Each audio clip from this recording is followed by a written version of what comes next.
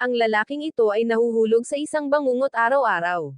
Ang kanyang buong katawan ay hinihila sa walang katapusang kadiliman, hindi makatakas at lalong lumulubog. Maagang umaga, malakas na kumulog ang kidlat sa labas ng bintana, kasunod ang mga matatalim na boses na tumatawag sa kanya na gumising. Nagising siya nang nanlalaki ang mga mata habang nakahawak sa kanyang ulo sa sakit.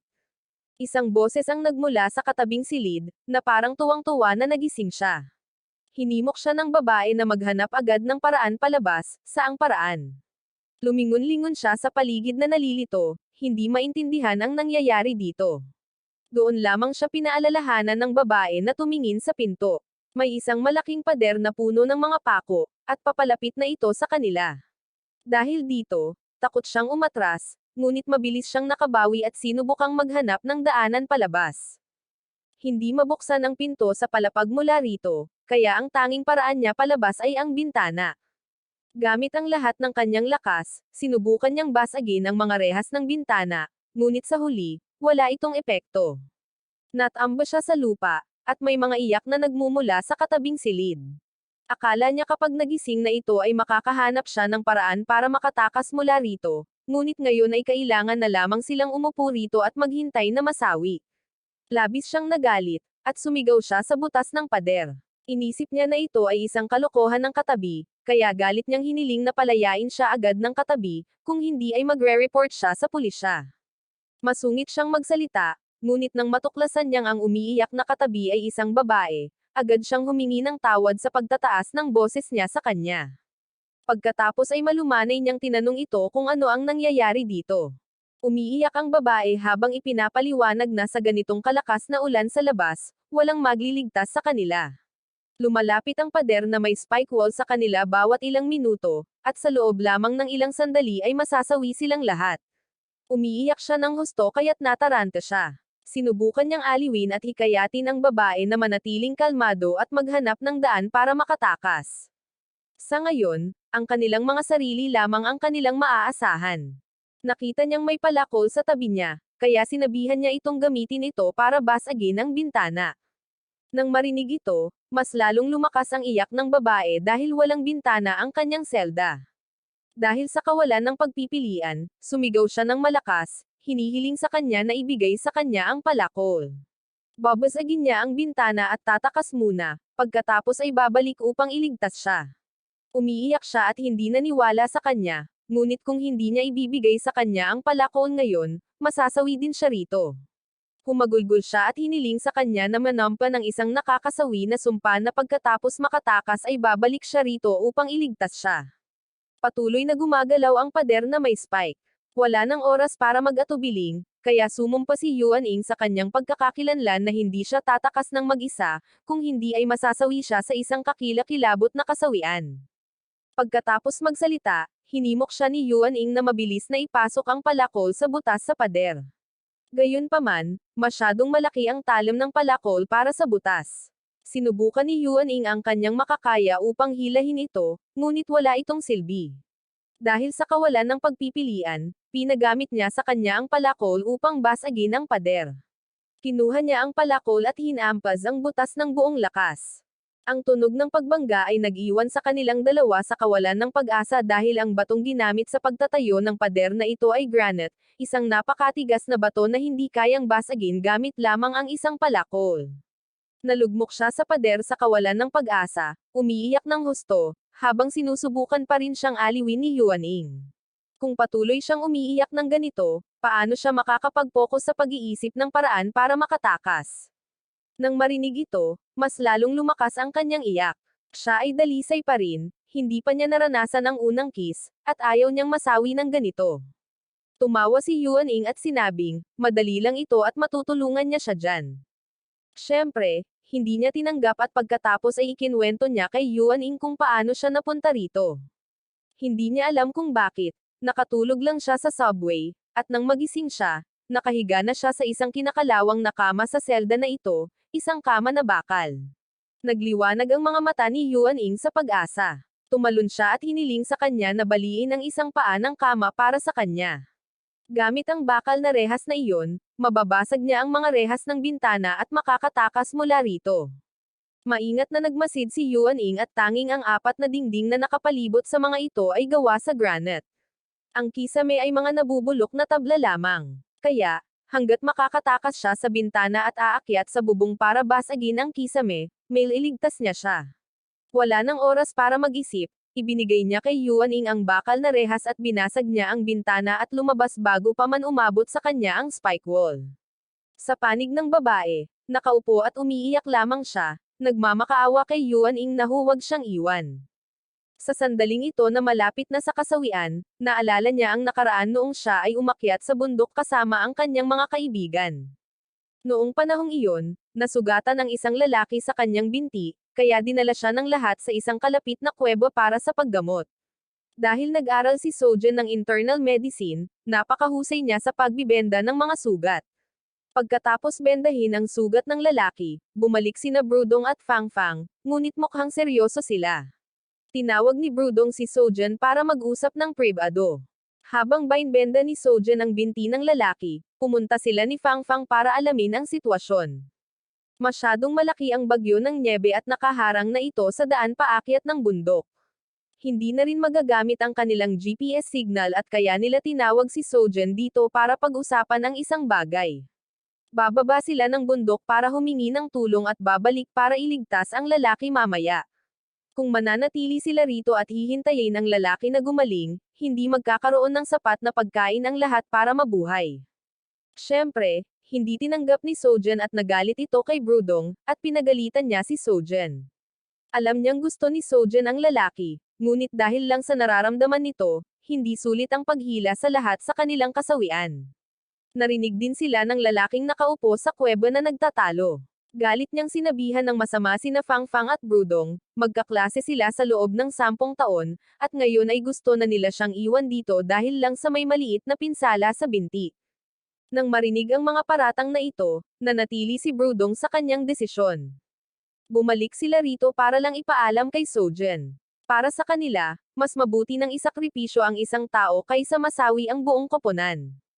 Mabuti na lang at itinuturing pa rin ng dalawang ito ang lalaki na kaibigan at hindi nila pinuputol ang pagkakataon nitong mabuhay. Iniwan nila ang kalahati ng kanilang mga supply ng pagkain para sa kanya, pagkatapos ay tumalikod at umalis agad. Nanatili si Sojin para alagaan ang lalaki at dahil sa kanyang dedikadong pangangalaga, nabawasan ang pamamaga ng binti ng lalaki. Sa pag-iisip, nakita rin ni Sojin na tama ang desisyon ng dalawa dahil siya lang ang makakagamot sa lalaki dito. Makatuwiran ang pagbaba ng dalawang iyon sa bundok para humingi ng tulong. Dahil nakaupo rito bilang isang grupo, wala namang sapat na pagkain para sa lahat. Dahil sa romantikong kapaligirang ito, hindi na nakapagpigil ang lalaki, at muntik na niyang ikis si Sojin. Mabuti na lang at alerto pa rin siya at tumakas gamit ang dahilan na makakain para hindi siya maupo rito na parang naiilang. Bago siya umalis, inamin ng lalaki ang kanyang nararamdaman kay Sojin, ngunit sa huli ay tinanggihan siya nito. Sa kabila ng pagtanggi sa kanya ng may puso ng isang manggagamot, masigasig pa ring naghanap si Sojin ng pagkain para sa lalaki. Pagbalik niya, naapula na ang apoy sa kuweba, at nawala na ang lalaki, at isang linya na lang ng sulat ang naiwan sa dingding. Kinuha niya ang lahat ng supply ng pagkain at umalis para siguraduhin ang kanyang kaligtasan, iniwan si Sojin na mag-isa sa bundok na ito na may nyebe. Sa pag-iisip nito, lalong umiyak si Sojin at nagalit siya sa mga lalaki dahil pare-pareho lang sila. Ang spike wall ay nasa tabi mismo ni Sojin nang may marinig na malakas na ingay, at inabot siya ng braso ni Yuan Ing para iligtas. Talagang nagsisimulang magsabi ng masama ang mga babae sa pinakamaliit na bagay at gaya ng ipinangako, bumalik si Yuan Ing para iligtas siya. Napaiyak si Sojin at hinawakan ang kamay ni Yuan Ing para makatakas sa selda. Sa rooftop, huminga siya ng malalim, saka sumugod para yakapin si Yuan Ing, nagpapasalamat sa hindi niya pag-iwan sa kanya. Pagkatapos, nauna nang tumalon si Yuan Ing mula sa rooftop, saka tinulungan si Sojin na makababa. Lumabas siya at tumingin sa paligid, tila ang kinatatayuan nila ay isang lighthouse sa gitna ng dagat. Habang nag-iisip siya, mas lalong nahanap ito ni Yuan Ing na estranghero at sinabing anong klaseng talunan ang nagdala sa kanila rito. Wala nang oras para mag-isip pa at kailangang makahanap si Yuan Ing ng paraan para makatakas. Nakakita siya ng pinto sa sahig, kaya nagtulungan sila ni Sojan para buksan ito. Napakamaginoo ni Yuan Ying, nauna siyang nag-imbestiga para kay Sojan, habang si Sojan ay susunod na lang sa likuran. Ito ang daan pababa at napakataas ng lighthouse at iisa lang ang hagdan. Malakas ang buhos ng ulan, kaya kinailangan ni Yuan Ying na maglakad pababa habang pinapaalalahanan si Sojan na mag-ingat. Pagkatapos ay muling dumating ang problema. Ang hagdan na ginagamit nila sa pagbaba ay may sirang bahagi at ito lang ang daan palabas. Kaya walang nagawa si Yuan Ying kundi tumalon pababa. Pagkatapos ay sinigawan niya si Sojan na tumalon pagkatapos niya. Nandoon siya at handang saluhin siya. Nag-atubili si Sojan sandali, pagkatapos ay nagpas siyang magtiwala kay Yuan Ying, at ngayoy nasalo siya ni Yuan Ying. Gayunpaman, ang hagdan na ito ay nasa dagat at kinakalawang na ng hangin at ulan ang halos kabuuan nito. Ngayon, dahil kailangan niyang pasanin ang bigat ng dalawang ito, agad itong nabali, dahilan para mahulog silang dalawa sa dagat, at lumubog ng malalim sa tubig. Wala nang natitirang lakas si Yuan Ying at dahan-dahan siyang lumubog ng may kamay na humila sa kanya pabalik. Si Sojan iyon at mabuti na lang at marunong lumangoy ang babae, kaya hinailan niya si Yuan Ying papunta sa pampang. Habang nakaupo sa tabi ng lighthouse, natuklasan ni Sojan ang isang silid sa paanan ng tore. Kanina, malakas na tinamaan ang ulo ni Yuan Ying, kaya kailangan niyang gamutin. Sa kabila ng takot, kinarga pa rin ni Sojan si Yuan Ying papasok. Masyadong madilim dito at matapos maglakad ng ilang sandali, sa wakas ay natagpuan ni Sojan ang switch ng ilaw. Sa sandaling bumukas ang mga ilaw sa silid, isang tuyong kalansay ang nagpakita sa harap ni Sojan, kasama ang isang taong nakatayo sa likuran niya. Ikin-order niya si Sojan sa pader gamit ang kutsilyo sa lalamunan nito at sinimulang tanungin siya tungkol sa kanyang pinagmulan at kung paano ito nagpakita dito. Umiiyak sa takot si Sojan at sinubukang ipaliwanag sa kanya na kakagising lang niya na nandito na siya at walang ideya kung paano siya napunta rito. Kung hindi siya naniniwala sa kanya, tanungin mo na lang ang walang malay na si Yuan Ying doon. Kaya, pinakawalan ng lalaking ito si Sojan at pumunta kay Yuan Ying. Kahit na wala siyang malay, hindi nagpakita ng awa ang lalaking ito at tinapakan ng malakas ang kamay ni Yuan Ying para magising ito. Pagkatapos, hinawakan niya ang buhok ni Yuan Ying at itinutok ang kutsilyo sa lalamunan nito, pinagbantaan ito, at pinilit si Yuan Ying na aminin ang lahat. Lumilinglingon si Yuan Ying sa paligid at itinanggi na kilala niya si Sojan, sinabing nakilala lang niya ito ilang minuto ang nakalipas sa tuktok ng tore. Nang makita ito, labis na natakot si Sojan at sinubukang ipaalala kay Yuan Ying, ngunit pinatahimik siya ng lalaki. Sinabi niya na tanging ang taong tatanungin niya lamang ang maaaring sumagot. Pagkatapos ay idiniin niya ang kamay ni Yuan Ying sa lupa at itinusok ng malakas ang kutsilyo.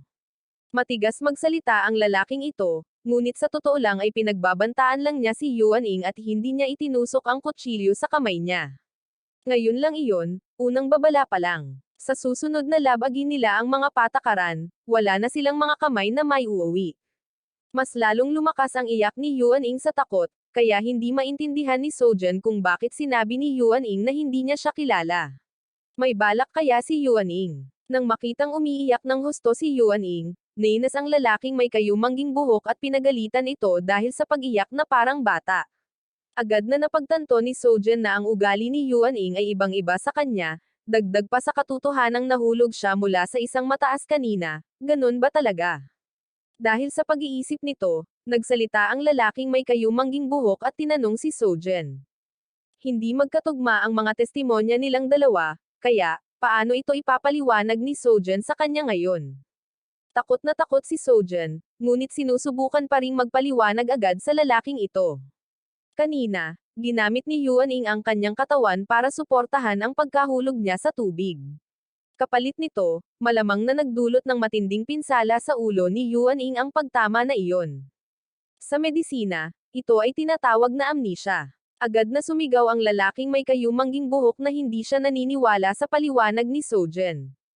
Sa tingin ba niya ay isang 3 taong gulang na bata siya para gamitin ang ganoong klaseng paliwanag? Sinabihan niya ng masama si Sojan nang may kalakasan at itinutok ang kutsilyo sa lalamunan ni Yuan Ying. Hindi makatwiran ang paliwanag na ito at wala na siyang dahilan para buhayin pa sila. Natakot si Sojan ngunit sinusubukan pa rin niyang magmakaawa sa kanya. Lahat ng sinabi niya ay katotohanan, ano ang magagawa niya para maniwala siya sa kanya ngayon? Ang makitang umiiyak ng kaawa-awa si Sojan ay nagpahina ng loob sa lalaking may kayumangging buhok na ito. Kaya, nagpasya siyang bigyan si Sojan ng isa pang pagkakataon. Sa loob ng 3 segundo, dapat bigyan siya ni Sojan ng kasiya siyang sagot. Bakit isusuko ni Yuan Ing ang kanyang buhay para iligtas si Sojan kung wala pa nga silang isang araw na magkakilala? Kumunat ang noo ng lalaking may kayumangging buhok at itinutok ang kutsilyo sa lalamunan ni Yuan Ing, pinagbantaan siya. Siyempre, hindi rin siya maniniwala sa kwento ng pag-ibig sa unang pagkikita. Kaya, pinaalalahanan niya si Sojan ng maaga na maghanap ng ibang sagot. Pagkatapos, nagsimula siyang magbilang, naikanalito ni Sojan at hindi alam ang gagawin. Napuno ng luha ang mga mata ni Sojan dahil pakiramdam niya ay masasawi siya rito. At makalipas ang 20 taon, magiging tuyong bangkay din siya tulad ng nasa harap niya. Agad na nakaisip ng ideya si Sojan at nagbilang ang lalaking may kayumangging buhok hanggang 3 at tatapusin na sana si Yuan Ing nang magsalita si Sojan para pigilan siya. Sa hitsura nito, nahulaan din ni Sojan na wala pang 30 taong gulang siya. May tanong muna si Sojan sa kanya, ilang taon na ang pinakamatanda niyang kaibigan. Nag-isip sandali ang lalaking may kayumangging buhok, saka naalala na magkakilala na sila ng kaibigan niya simula pa noong sila ay 3 taong gulang. Hanggang ngayon, malamang ay mga 25 taon na silang magkakilala. Nang marinig ito, may paliwanag si Sojan para sa sarili niya. Ngayon lang sila nagkakilala ni Yuan Ing, ngunit handa si Yuan Ing na sumugal sa panganib para iligtas siya. Pinatutunayan nito na kung gaano katagal mo nang kakilala ang isang tao ay walang kinalaman sa kung mayroon bang kabaitan ang taong iyon para iligtas ang ibang tao. Tulad ng lalaking may kayumangging buhok at ng kanyang kaibigan, kung patuloy niyang dinadala ang matinding pag-iisip na iyon sa kanyang puso, kapag siya or ang kanyang kaibigan ay nasa panganib, handa ba siyang iligtas ang kanyang kaibigan? Kahit na matagal na silang magkakilala, walang makapagpapatunay na sa mga sandaling iyon ay ililigtas nila siya. Kaya, ayaw gamitin ni Sojan ang tagal ng kanilang pagkakakilala bilang sukatan ng kabaitan ng isang tao. Nang marinig ito, pinigilan ng lalaking may kayumangging buhok si Sojan. Napakatalas ng mga paliwanag ni Sojan at hindi niya ito mapabulaanan. Kaya nagpasya siyang pansamantalang iligtas sina Sojan at Yuan Ing. Siyempre, wala pa rin siyang tiwala sa kanila. Pagkatapos ay tinulungan ni Sojan si Yuan Ing na bumangon at ikinwento sa kanya ang lahat ng nangyari. Gayunpaman, gaya ng hula ni Sojan, nawalan na nga ng memorya si Yuan Ing. Ang naaalala pa rin ni Yuan Ing ay ang panahon noong siya ay nasa ika-5 baitang. Ang makitang nakapikit ng mahigpit si Yuan Ing ay medyo hindi komportable ang lalaking may kayumangging buhok. Pinilit niya si Yuan Ing na idilat ang kanyang mga mata at tingnan ito, kahit na takot si Yuan Ing. Samantala, pinuntahan ni Sojan ang tuyong bangkay. Sinuri niya ito ng isang beses at natuklasan din ang isang bagay na abnormal. Napakabase ng lugar na ito, kaya paano naging ganito katuyo ang bangkay na ito na hindi mabulok? Ayon sa konklusyon ni Sojan, malamang na dinala ang bangkay na ito rito mula sa ibang lugar.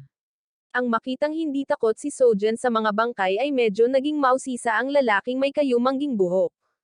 Bilang isang taong nasa larangan ng medisina, syempre, napakaraming nakita na ni Sojan. Wala lang ito sa kanya, kaya sinimulan nilang suriin ng mas maingat ang bangkay ng lalaking may kayumangging buhok. Gumamit ang lalaking may kayumangging buhok ng kutsilyo upang hiwain ang damit ng bangkay upang suriin ito. Batay sa hitsura at pananamit, hinusgahan ni Sojan na maaaring isa itong opisyal ng hukbong dagat. Ang hiniwa na patong ng damit ay agad na nagpapakita ng isang serye ng mga numerong inukit sa katawan gamit ang isang kutsilyo. Ano ang layunin ng seryeng ito ng mga numero? Napakakaunti ng impormasyon, kaya walang mahihinuha si Sojan. Pagkatapos, umupo siya at tinanong ang lalaking may kayumangging buhok. Ngayon lang niya ipinakilala ang sarili at ang pangalan niya ay Heziyang mula sa grupong Yidong. Ilang araw na ang nakalipas, siya ay na-frame ng isang kalaban, kaya gumamit siya ng bangka para makatakas. Nang magising siya, hindi niya alam kung bakit siya nagpakita sa lugar na ito. Sina Yuan Ing at Sojan ay nakaranas ng katulad na sitwasyon, kaya inakala ni Heziyang na dinukot sila rito ng mga mangangalakal ng alipin. Pagkatapos ay nakasagupa ng mga taong iyon ang hukbong dagat, kaya nakalimutan nila ang mga ito sa islang ito. Nang marinig ito, nagsalita si Yuan Ing para pabulaanan.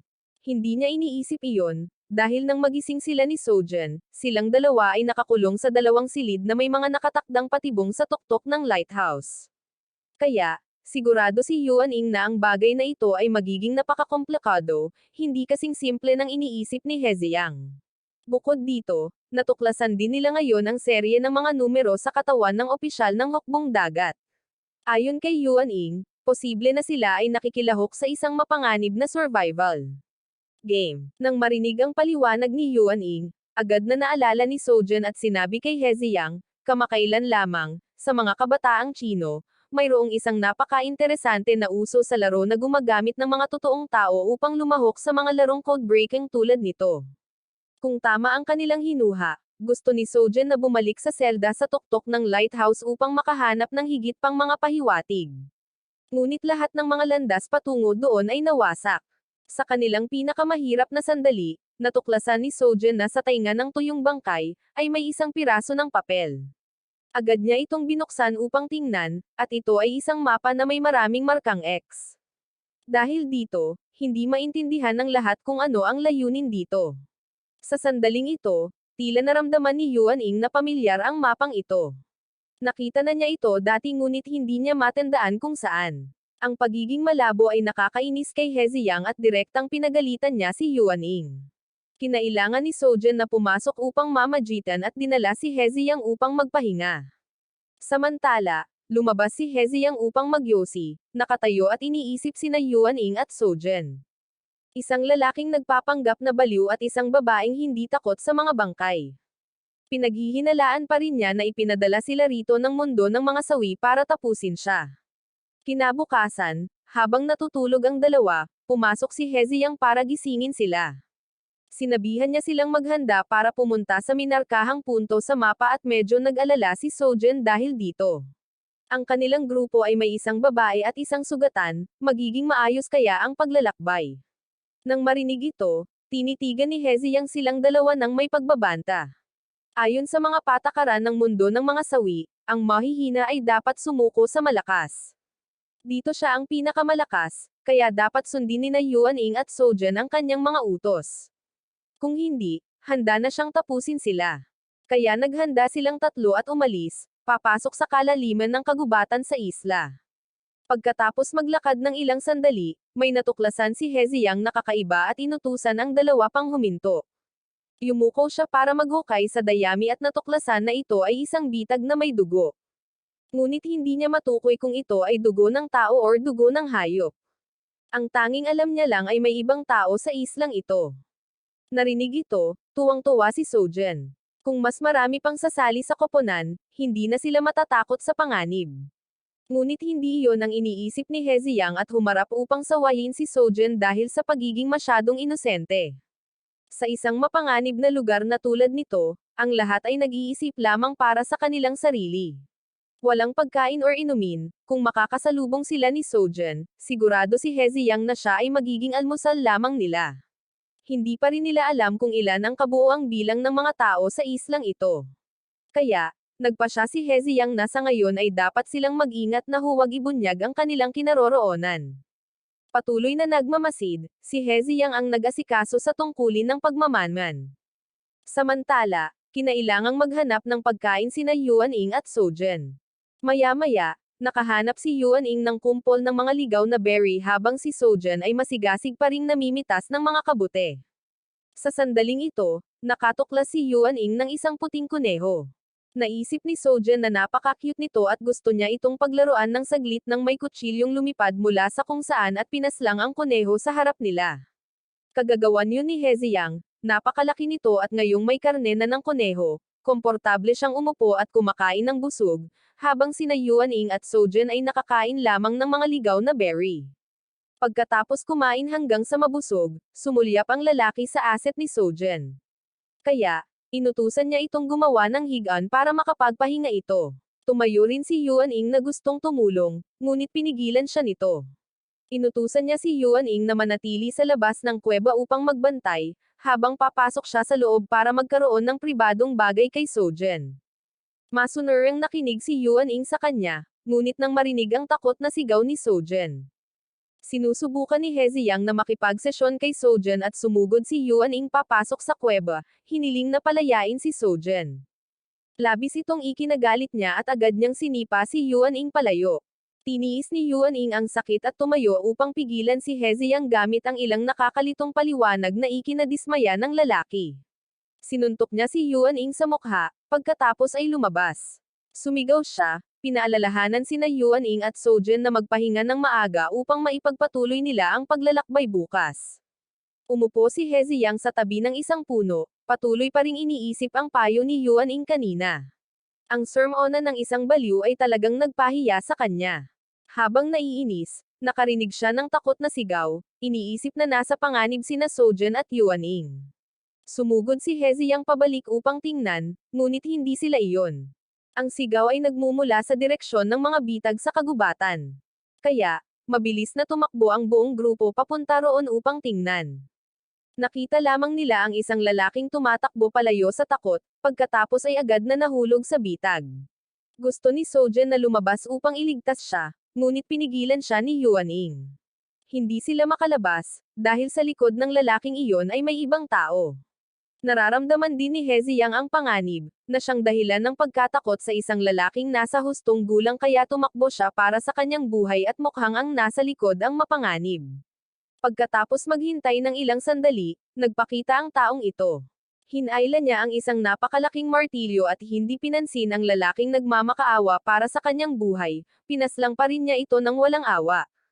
Ang madugong eksenang ito ay nagpahina sa takot kay Sojen. Maging si He Ziyang ay pinagpawisan ng malamig, iniisip kung ano ang nangyayari sa islang ito. Pagkaalis ng lalaki, inutusan ni He Ziyang ang lahat na bumalik muna sa kuweba at magpahinga buong gabi. Wala pa ring malay si Sojen, habang si Yuan Ing ay labis na nag-aalala at tinanong si He Ziyang kung ang lalaki kanina ay mula sa isang tribong kanibal. Kahit siya ay hindi maintindihan ito at ang tanging sigurado ay ang lugar na ito ay lubhang mapanganib. Upang mapanatili ang kanilang buhay, dapat silang maging lubos na mapagbantay. Kaya, inutusan ni He Ziyang si Yuan Ing na matulog muna, habang siya ay magpupuyat upang bantayan sila. Kinabukasan, lumabas sina Sojen at Yuan Ing upang maghanap muli ng pagkain. Habang si Yuan Ing ay pumipitas pa rin ng niyog sa itaas ng puno, isang daga ang kumapit sa binti ni Sojen. Napasigaw siya sa takot, at agad na nagpakita si He Ziyang dahil inakala niyang nakasagupa nilang dalawa ang mga katutubo. Nang makitang mabilis na nagpakita si He Ziyang, nalaman din ito ni Yuan Ing na palihim niya silang sinusundan at pinoprotektahan. Ang pagkatuklas nilang dalawa ay labis na ikinahiya ni He Ziyang, pero syempre hindi niya aaminin. Dahil natatakot lang siya, dumating ang pagnanais ni Sojen na gumamit ng banyo. Kaya pinaalalahanan niya sina He Ziyang at Yuan Ing na huwag tumingin, pagkatapos ay sumugod sa mga palumpong para mag-ker. Maya-maya, natapos na si Sojen at nang itinaas niya ang kanyang pantalon at tumayo, may narinig siyang kakaibang tunog. Akala niya ay tinutokso siya ni na Yuan Ing at He Ziyang, ngunit hindi. Umalangaw ang sigaw ni Sojen at nagulat ang dalawa pa. Mula rito, natukoy nila na nakasagupa ni Sojen ang mga katutubo at nagmadali silang iligtas siya. Hindi makatakbo si Sojen sa oras at napigilan ng dalawang katutubo. Nakatayo sina He Ziyang at Yuan Ing sa kalapit na mga palumpong, hindi alam kung paano ililigtas si Sojen. Ngayon, hanggang sa tumayo ang isang katutubo at kumuha ng palakol, malapit na niyang tapusin si Sojen. Nawalan na siya ng pagpipilian, inutusan ni He Ziyang si Yuan Ing na sumugod muna habang maghahadget siya ng mga kutsilyo mula sa likuran para suportahan siya. Hindi niya maaaring hayaang masawi si Sojen at inipon ni Yuan Ing ang lahat ng kanyang lakas ng loob at sumugod. Nang sa sandaling ito, isang putok ng baril ang umalangaw-ngaw, na nagpadala sa isang katutubo upang salubungin ang kanyang lumikha. Sa sobrang takot ng natitira, pinakawalan niya si Sojen at tumakas papunta sa kagubatan. Nagmamadaling lumapit si Yuan Ing para tulungan si Sojen na makatayo. Pagkatapos, isang magandang blonde na babae na may hawak na pistola ang lumapit sa kanila, ipinaalala sa dalawa na ang kagubatang ito ay lubhang mapanganib at ang mga katutubo ay babalik na sa lalong madaling panahon. Niyaya niya sina Yuan Ing at Sojin na sumunod sa kanya upang makatakas mula rito. Naguguluhan na nagtanong si Yuan Ing tungkol sa kanyang pagkakakilanlan at nalaman na ito ay isang pulis na nagngangalang Candy. Tinawag din ni Candy si He Ziyang na nagtatago sa mga palumpong. Pumayag sina Sojin at Yuan Ing na sumama sa kanya, ngunit medyo naghihinali pa rin si He Ziyang. Pamilyar ang mukha ni Candy, na parang nakilala na niya ito dati. Tinitigan ni Candy si He Ziyang at binigyan siya ng sagot. Maraming taong magkakamukha sa mundong ito at malamang napagkamalin siya ni He Ziyang na ibang tao. Pagkatapos ay yumuko si Candy para suriin ang bangkay ng katutubo. Malinaw na tinutok niya ang ulo kanina, kaya paano tumagos ang bala sa puso ng katutubo. Agad na tumawa si He Ziyang nang pangungot siya sa husay sa pagpapaputok ni Candy. Kahit ano maliban dito, hindi aaminin ni Candy. Nanalo na siya ng gintong medalya sa pagpapaputok dati at gusto ni Candy na mag-imbestiga ng mas malapitan dahil sa sandaling ito, naabutan na sila ng mga katutubo. Napakarami nila para hawakan, kaya ang buong grupo ay tumakbo lamang ng mabilis hanggat maaari.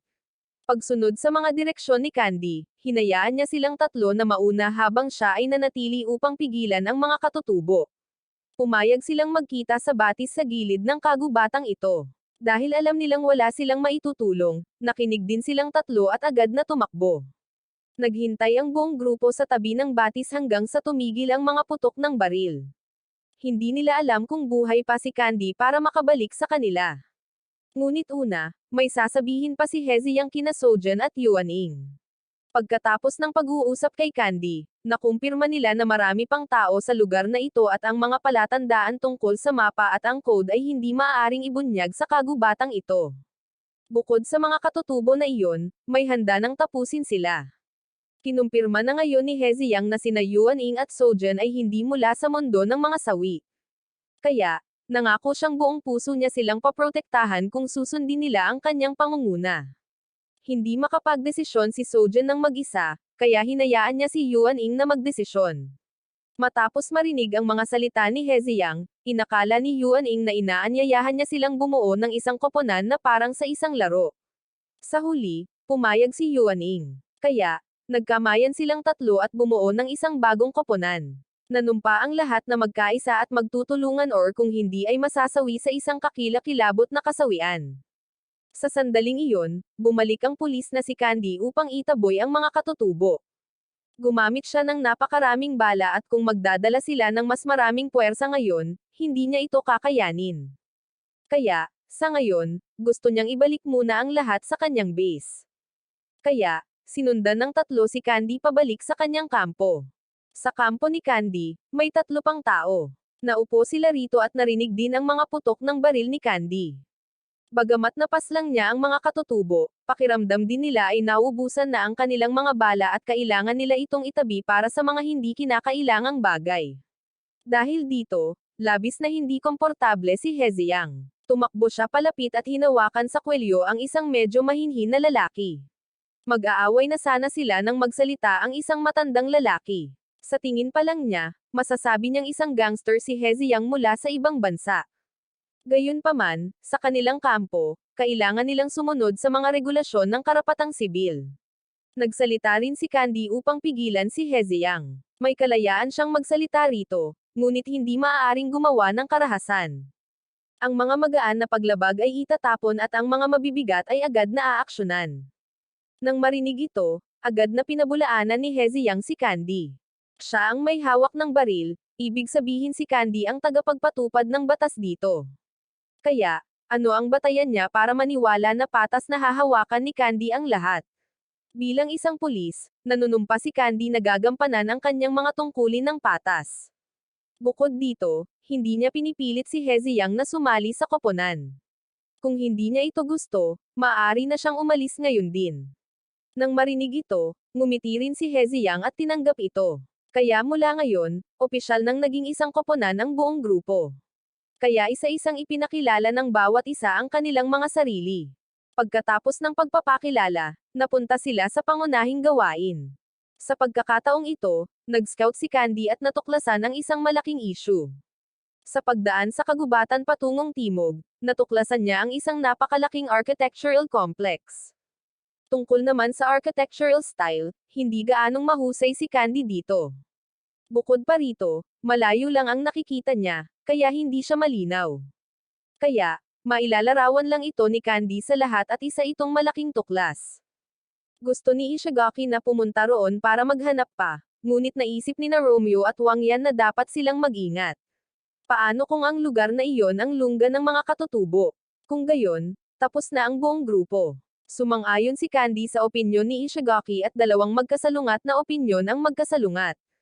Hindi patas na magdesisyon ng mag-isa, kaya gusto ni Ishigaki na bumoto ang lahat ng sama-sama. Siyempre, may karapatan ding bumoto ang grupo ni Heziyang. Ngumiti si Heziyang at kumuha ng blankong balota, pagkatapos ay hinayaan sina Yuan Ing at Sojin na magdesisyon. Bumoto si Sojin ng blankong boto at kikilos siya ayon sa desisyon ng lahat. Bumoto si Yuan Ing para sa grupo ni Candy dahil ang pag-upo rito magpakailanman ay walang malulutas. Nang ang score ay napunta na sa grupo ni Candy, nagsalita si Heziyang para pigilan si Ishigaki. Bumoto siya para sa grupo ni Romeo, ang grupong mananatili rito. Simple lang ang dahilan, gusto ni Heziyang na lumikha ng deadlock, isang mahirap na sitwasyon na lutasin para makita niya kung paano haharapin ni Candy ng patas ang problemang ito. Ngumiti si Ishigaki at pinuri si Heziyang bilang isang napaka-interesante na tao. Kaya nagpasya siyang magsagawa agad ng pangalawang botohan. Mula sa kanyang bulsa, kumuha si Ishigaki ng isang tumpok ng mga tseke sa bangko at sinimulang hikayatin ang lahat. Hanggat iboboto nila si Ishigaki, susulatan niya sila ng 10 milyong tseke. Nang marinig ito, agad na nagliwanag ang mga mata ni na Romeo at Wang Yan. Alam nilang hindi maaaring gastusin ang pera dito, ngunit hanggat ligtas silang makakauwi, mabubuhay sila ng walang inaalala. Medyo hindi komportable si Heziyang at sa isang patas na botohan, naglalaro sila ng panunuhol. Agad na tumutol si Ishigaki, kapag para sa personal na kapakinabangan lamang ito matatawag na panunuhol, ngunit para ito sa buong grupo, kaya dapat itong tawaging estratehiya. Tumawa si Heziyang, pagkatapos ay lumingon upang ipaalala kina Yuan Ing at Sojin na hayaan silang sumunod sa kanyang desisyon. Kung may paraan si Ishigaki para makaakit ng boto, mayroon din siyang sariling paraan. Bumoto si Heziyang na huwag sumama sa biyaheng ito. Gayunpaman, ang kanyang panig ay mayroon lamang 3 boto habang ang panig ni Ishigaki ay tila nakakuha na ng 4 na boto. Kaya, gumamit si Yuan Ing ng mas malaking halaga ng pera para maakit sila. 30 milyon para sa mga sumusunod sa kanyang panig at medyo nagdududa si Candy kung saan kumukuha ng ganoon kalaking pera si Yuan Ing. Ngumiti lamang siya at sinagot siya. Ang perang ito ay binayaran ni Ishigaki at nagulat si Ishigaki at napagtanto rin ang ibig sabihin ni Heziyang. Tapos na ang bahagi ng panghihikayat at ngayon na ang tunay na oras ng pagboto. Bumoto si Wang Yan para mag-explore at ganon din ang ginawa ni na Candy at Ishigaki. Si Romeo lamang, matapos marinig ang matatalinong salita ni Heziyang, ang muling nag-isip. Walang mga kaaway na pangmatagalan at mga interes lamang ang inuuna. Kaya nagpasya si Romeo na sumunod sa panig ni Heziyang. Napakalaking bilang ang 30 milyon at mas madali pang kumita ng perang ito kaysa sa pagnanakaw sa bangko. Ngumiti si Heziyang at lumingon upang pasalamatan si Ishigaki sa pagiging bukas palad sa kanila. Ang pagboto ay para lamang sa kasiyahan dahil sa huli, ang buong grupo ay patuloy pa ring lumalabas upang mag-explore ng sama-sama.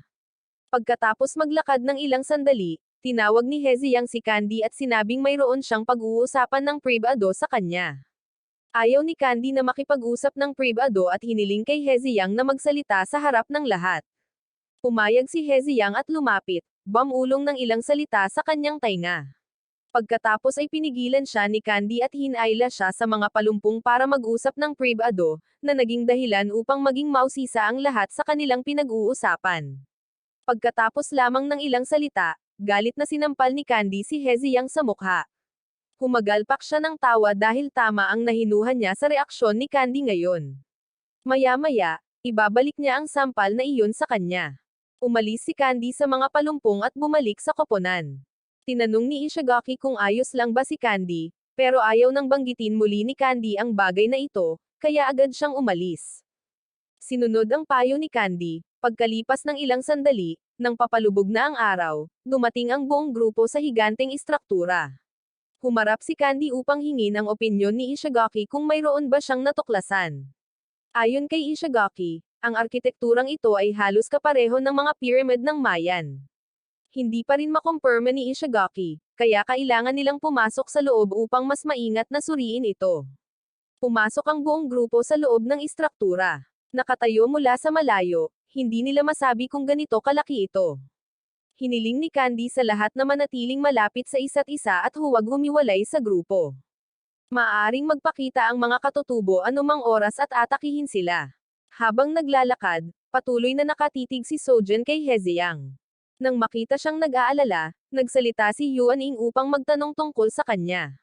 Mahigpit na hinawakan ni Sojin ang kamay niya at ipinagtapat kay Yuan Ing. Noong una, inakala niya na dinukot lang siya rito ngunit ngayon ay napakaraming mahiwagang bagay ang paparating sa kanya. Ang bangkay ng hukbong dagat, ang mapa at code, at ngayon ay ang higanteng istrukturang ito rin. Dahil dito, hindi matukoy ni Sojin kung ito ay isang laro or totoong buhay. Nang marinig ito, inalo at pinalakas ni Yuan Ing ang loob niya. Ang mga bagay na hindi maintindihan ay mas mabuting huwag isipin. Sa kanyang pananaw, tama ang lugar na kanilang pupuntahan dahil ang piramideng ito ay minarkahan sa mapa. Bukod dito, ngayon ay mas marami na silang mga kasamahan sa koponan. Kung magtutulungan sila, makakatakas sila rito. Hindi maaaring maging kasing optimistiko ni Yuan Ing si Sojin dahil sinasabi ng mga sinaunang tao na ang mga walang pakialam ay tiyak na magkakaroon ng kapahamakan sa malapit. Agad na pinutol ni Yuan Ing si Sojin, gamit ang dahilan na hindi siya magaling sa panitikan, kaya hindi siya dapat gumamit ng mga idioma sa kanya. Ngumiti si Sojin at tinapik ang ulo ni Yuan Ing, dahil walang pakialam at hindi nag-aaral ng higit pa tulad ni Yuan Ing, paano siya makakahanap ng trabaho sa hinaharap.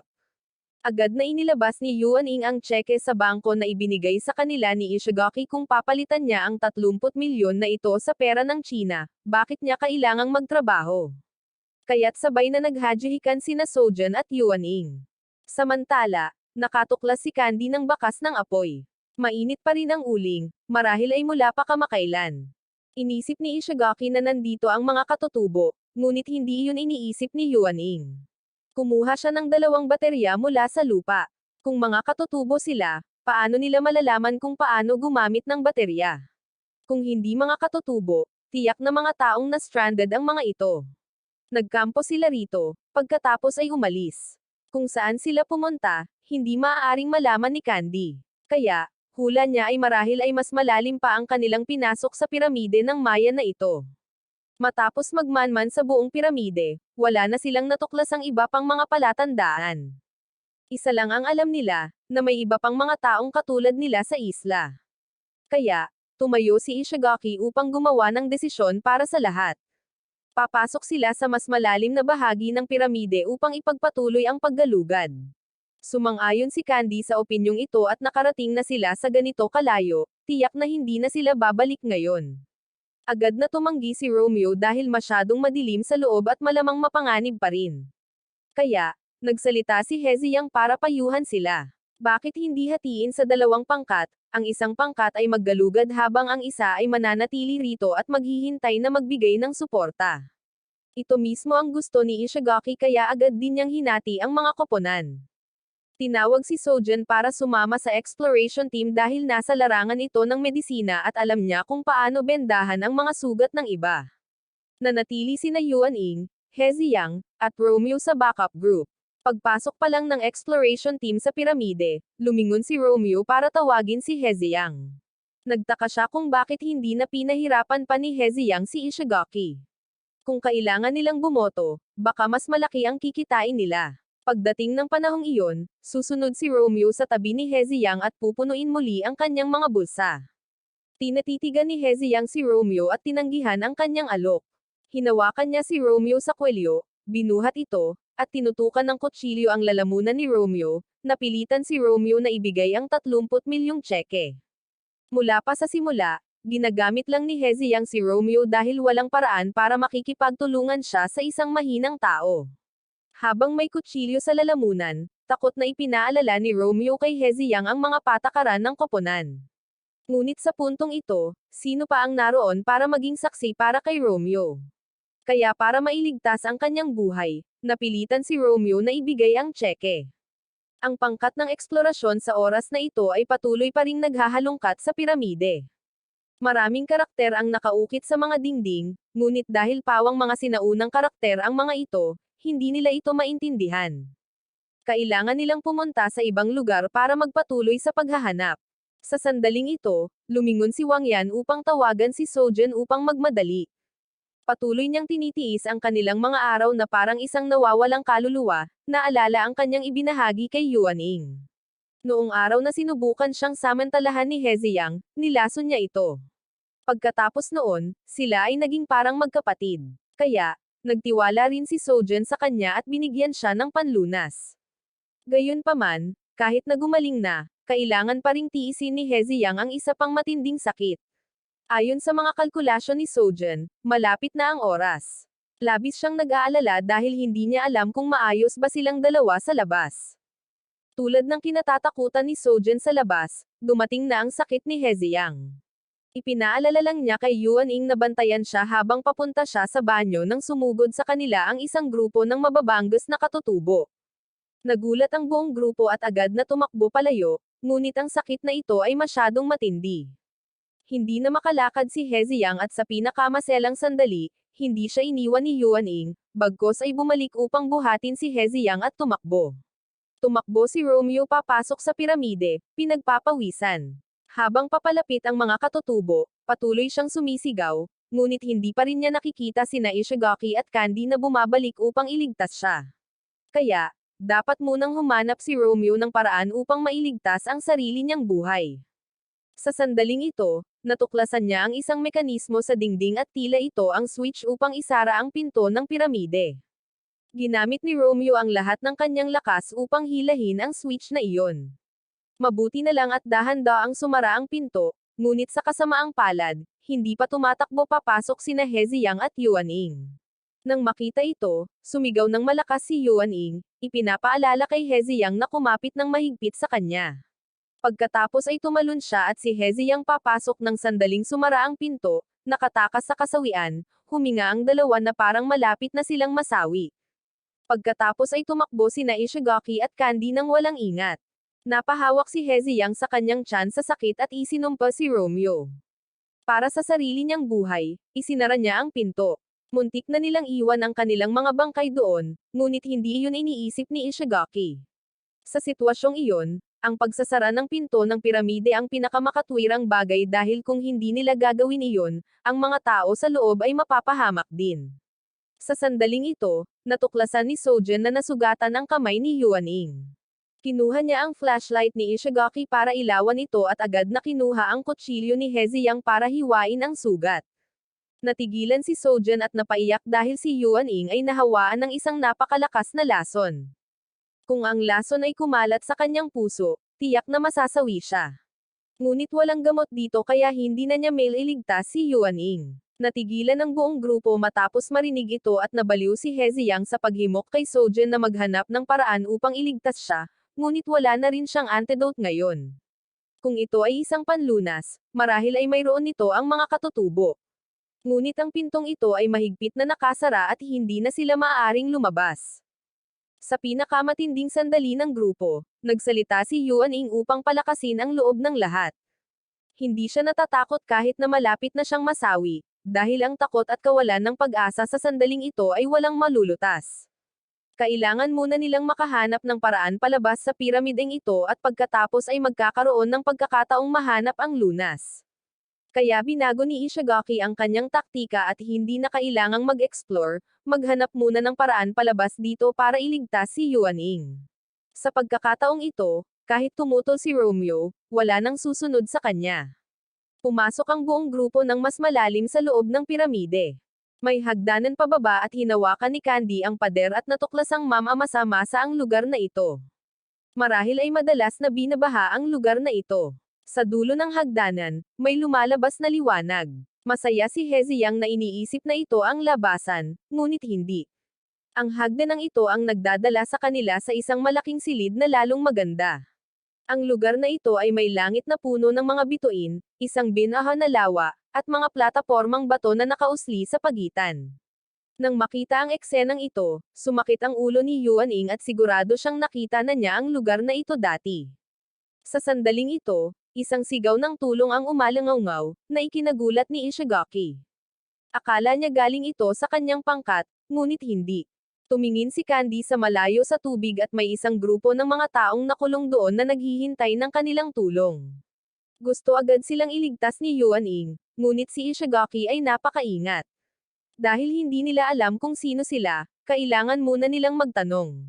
Ang mga taong ito ay nakulong din sa isla tulad ng kanilang grupo. Gayunpaman, sa kanilang grupo, mayroong isang propesor na nakakaintindi ng sinaunang kasaysayan. Alam niya kung saan ang labasan, kaya dapat nila siyang iligtas para makatakas sila mula rito. Kanina, nag-activate sila ng isang mekanismo ngunit mali ang kalkulasyon ng tiyempo, kaya sila ay nakulong sa tubig ng ganito. Nagdududa pa rin si Ishigaki, ngunit nagmamadali si Heziyang. Kailangan niyang makahanap ng paraan palabas dito upang iligtas si Yuan Ying.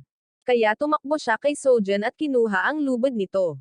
Pagkatapos ay ipinahagis niya ito kay Wang Yan sa grupong nakulong sa tubig.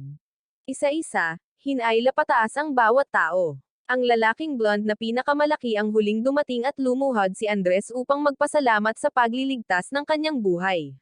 Nakatitig si Ishigaki kay Andres dahil namumuo ang mga kalamnan ng lalaking ito. Iyon lang ay sapat na para makumpirma ni Ishigaki na hindi siya isang ordinaryong tao. Kaya humakbang si Ishigaki upang tanungin si Andres. Nang maalala ni Andres ay saka lamang naalala niyang magpakilala muna bilang paggalang, kasunod ay ang iba pang miyembro ng grupo. Ang mataba na lalaki ay si Deng Gekan, isang stand-up comedian mula sa rehiyon ng Shaanxi sa China. Nang marinig ito, agad siyang tinanong ni Yuan Ying dahil mahilig din si Yuan Ying sa stand-up comedy. Ngunit pinigilan siya ni Ishigaki at sinabing sa puntong ito ay hindi na kailangan ang mga ganitong bagay. Ang babae sa grupo ay si Rika, isang ordinaryong may bahay lamang na walang kapansin-pansin. At panghuli, ang arkeologo na walang malay na si Jared, siya lamang ang nakakaintindi sa mga karakter na nakaukit sa mga dingding. Sinuri na ni Candy ang kanyang kalagayan at maayos pa rin ang kanyang paghinga. Kailangan lang niyang magpahinga ng kaunti at magiging maayos din siya. Magpahinga ng kaunti, hindi tinanggap ni Heziyang at gusto na siyang gisingin agad. Sa sandaling ito, nagising na rin si Jared. Itinuro niya ang unahan at ipinaalam sa lahat na ang labasan ay doon. Hanggat narating nila ang pinakamataas na punto sa silid na ito, babukas ang pinto.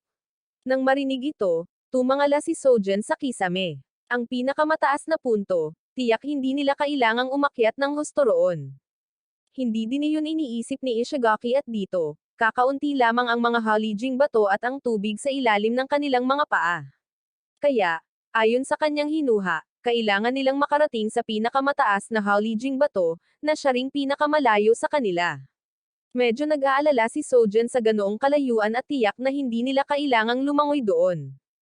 Pinutol ni Andres si Sojan para magpaliwanag sa lahat, kanina ilang beses nang sinubukan ng kanyang grupo. Sa silid na ito, ang antas ng tubig ay panapanahong tataas or bababa depende sa kanilang mga kilos. Sumang-ayon din si Jared sa opinyon ni Andres. Kailangan lang nilang maghintay sa antas ng tubig, pagkatapos ay lumangoy papunta sa mga halijing bato na maaaring akyatin, pagkatapos ay maghintay sa susunod na pagtaas ng tubig. Pero may isang problema, hindi maintindihan ni Jared ang padron ng pag-agos at pagpuno ng tubig sa silid na ito. Narinig ito ni Wang Yan, naisip niyang simple lang ito. Kailangan lang nilang lumangoy, pagkatapos ay pumili ng halijing bato na maaaring akyatin. Kung mali ang kanilang napili, pipili na lang sila ulit. Pinigilan ni Candy sila ni Andres dahil may natuklasan siyang abnormal. Kung ganoon lang ka-simple, hindi sana nakulong ang grupo ni Andres sa tubig. Napakalakas ng proseso ng pag-agos dito, napakalakas na sa bawat pagpapakita nito, lumilikha ito ng isang malaking whirlpool. Lalo na ang mga tao, kahit ang mga isdang nahuhuli dito, ay hindi matukoy ang kanilang direksyon. Napakaapura ng sitwasyon at kung patuloy silang nakaupo rito at nag-iisip ng ganito, matatapos na si Yuan Ying. Sa sandaling ito, nagsisimula ng mag-agos ng tubig ang silid. Ayon sa mga kalkulasyon ni Andres, ang pagitan ng oras ay mga 10 minuto. Naiinip na gustong lumangoy ni Heziyang ang buong grupo papunta sa pinakamataas na haligi, pagkatapos ay dahan-daang umakyat. Kahit na may magpakita na whirlpool, kailangan lang nilang kumapit ng mahigpit sa bato, hindi ba iyon gagana? Nang marinig ito, agad na tumanggi si Ishigaki. Alam niyang sabik si Heziyang na iligtas ang buhay ni Yuaning pero lahat ng nandito ay katulad niya. Gayunpaman, hindi nila maaaring isugal ang buhay ng buong grupo para sa isang tao. Ang pagkarinig nito ay nagpatigil kay Heziyang sa pagsasalita at hindi na makapagpabulaan pa. Sa loob-loob niya, hindi siya komportable dahil sa kanya kaya nalason si Yuaning. Kaya, tiyak na hindi hahayaan ni Heziyang na masawi si Yuaning ng ganito, ngunit paano sila makakarating sa pinakamataas na Halijing bato ngayon? Sa sandaling ito, nagsalita si Yuaning. Hindi ba nasa harap nila ang pinakamaikling landas? Mula sa kanilang kinatatayuan hanggang sa pinakamataas na Halijing bato ay may 2 Halijing bato na nakahanay ng tuwid. Hanggat sinusundan nila ang mga Halijing bato na ito, maaabot nila ang pinakamataas. Nang marinig ang paliwanag ni Yuaning, naliwanagan si Profesor Jired at napabulalas, tama ang konklusyon ni Yuaning. Sa silid na ito, maraming iba pang maliliit na haligi, ngunit ang mga Halijing iyon mismo ang nakakagambala sa kanila at ang tunay na landas ay nasa harap nila. Agad ding naunawaan ni Ishigaki at ng iba pa ang ibig sabihin ng propesor at nagsimulang magkalkula. Sa bawat pag-agos ng tubig, ang lebel ng tubig ay tataas ng humigit kumulang 5 meters. Ang taas ng bawat haligi, ayon sa kanyang tansya, ay mga 10 meters lamang. Kaya, kailangan lang nilang umakyat sa pinakamalapit na Halijing bato. Pagkatapos, maghintay ng 2 alulod ng tubig at maaabot nila ang susunod na haligi. Sa pagpapatuloy nito, sa loob ng wala pang 1 oras, makakatakas na sila sa silid na ito. Matapos kalkulahin ang plano, darating ang paghahanda para sa labanan. Dahil ang grupo ay may mga babae at mga sugatang tao, inutusan ni Ishigaki ang mga malulusog na lalaki na mauna, umakyat sa Halijing bato, pagkatapos ay gumamit ng lubid upang hilahin ang iba pa, tulad ng kung paano nila iniligtas ang grupo ni Andres. Nag-aalalang nagsalita si Romeo, na nagpapaalala sa kanila. Kailangan nilang lumangoy doon at hilahin ang bawat tao isa-isa, ngunit ang oras ng pag-agos ay 10 minuto lamang. Paano kung kulang ang oras, hindi ba sila masasawi doon? Narinig ito, lumingon si Ishigaki upang tanungin si Andres. Tinataya niya na ang oras ng kanyang pag-akyat ay malamang na 1 minuto lamang. Pagkatapos ay hihilahin niya ang bawat tao isa-isa, gayunpaman mayroong hanggang 8 iba pang tao rito na naghihintay na hilahin pataas. Kaya, hindi rin siya sigurado kung magkakaroon ng sapat na oras. Muli, sa isang mahirap na sitwasyon, gustong gumamit ni Romeo ng paraan ng loto para magkaroon ng pagkakataong mauna sa pag-angat. Agad na tumanggi si Sojan, may 1 taong nasugatan ang grupo at kung mahulog siya sa huling turn, hindi ba masasawi si Yuaning? Sumigaw si Romeo na wala siyang pakialam dahil masasawi din naman si Yuaning. Ito ang talagang nagpagalit kay Heziyang at sumugod siya at sinipa si Romeo sa mukha. Bubunutin na sana niya ang kanyang kutsilyo para tapusin ito, ngunit pinigilan siya ni Candy at Andres. Humakbang si Ishigaki para bigyan ng babala si Heziyang ng 1 beses pa. Pagkatapos ay sumang-ayon din siya kay Romeo dahil sa sandaling ito, ang loto ang pinakamakatarungan. Pagkatapos ng 1 round ng bunutan, lumabas na ang mga resulta. Bawat isa ay may kanya-kanyang magandang numero. Si Rika lang, 1 babae, ang dapat nahuli. Umiyak siya sa kawalan ng pag-asa at pagkatapos ay nagpa siya si Ishigaki na ibigay ang kanyang pwesto sa kanya. Bilang isang malakas at malusog na lalaki, hindi niya maaaring hayaang mahuli ang 1 babae. Umalag ang buong silid, hudyat ng susunod na aalisan ng tubig. Nang matapos ang pagyanig, sumisid ang buong grupo sa tubig at lumangoy papunta sa pinakamalapit na Halijing bato.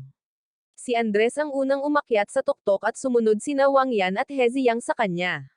Nakipag-ugnayan sila kay Andres upang hilahin ang bawat tao isa-isa. Pagsapit ng ika-7 turn kasama ang chubby na si Denggakan, nagsimula ng maubos ang tubig. Ginamit ng buong grupo ang lahat ng kanilang lakas upang hilahin siya. Sa kabutihang palad, sa huli, nagawa nilang hilahin si Ishigaki pataas sa Halijing bato sa tamang oras. Pagkatapos ay humiga sila habang naghahabol ng hininga. Sa sandaling ito, nagsalita si Romeo ng may pagtataka. Yung mga mababanggas na katutubo dyan, paano sila nakapagtayo ng ganitong istruktura?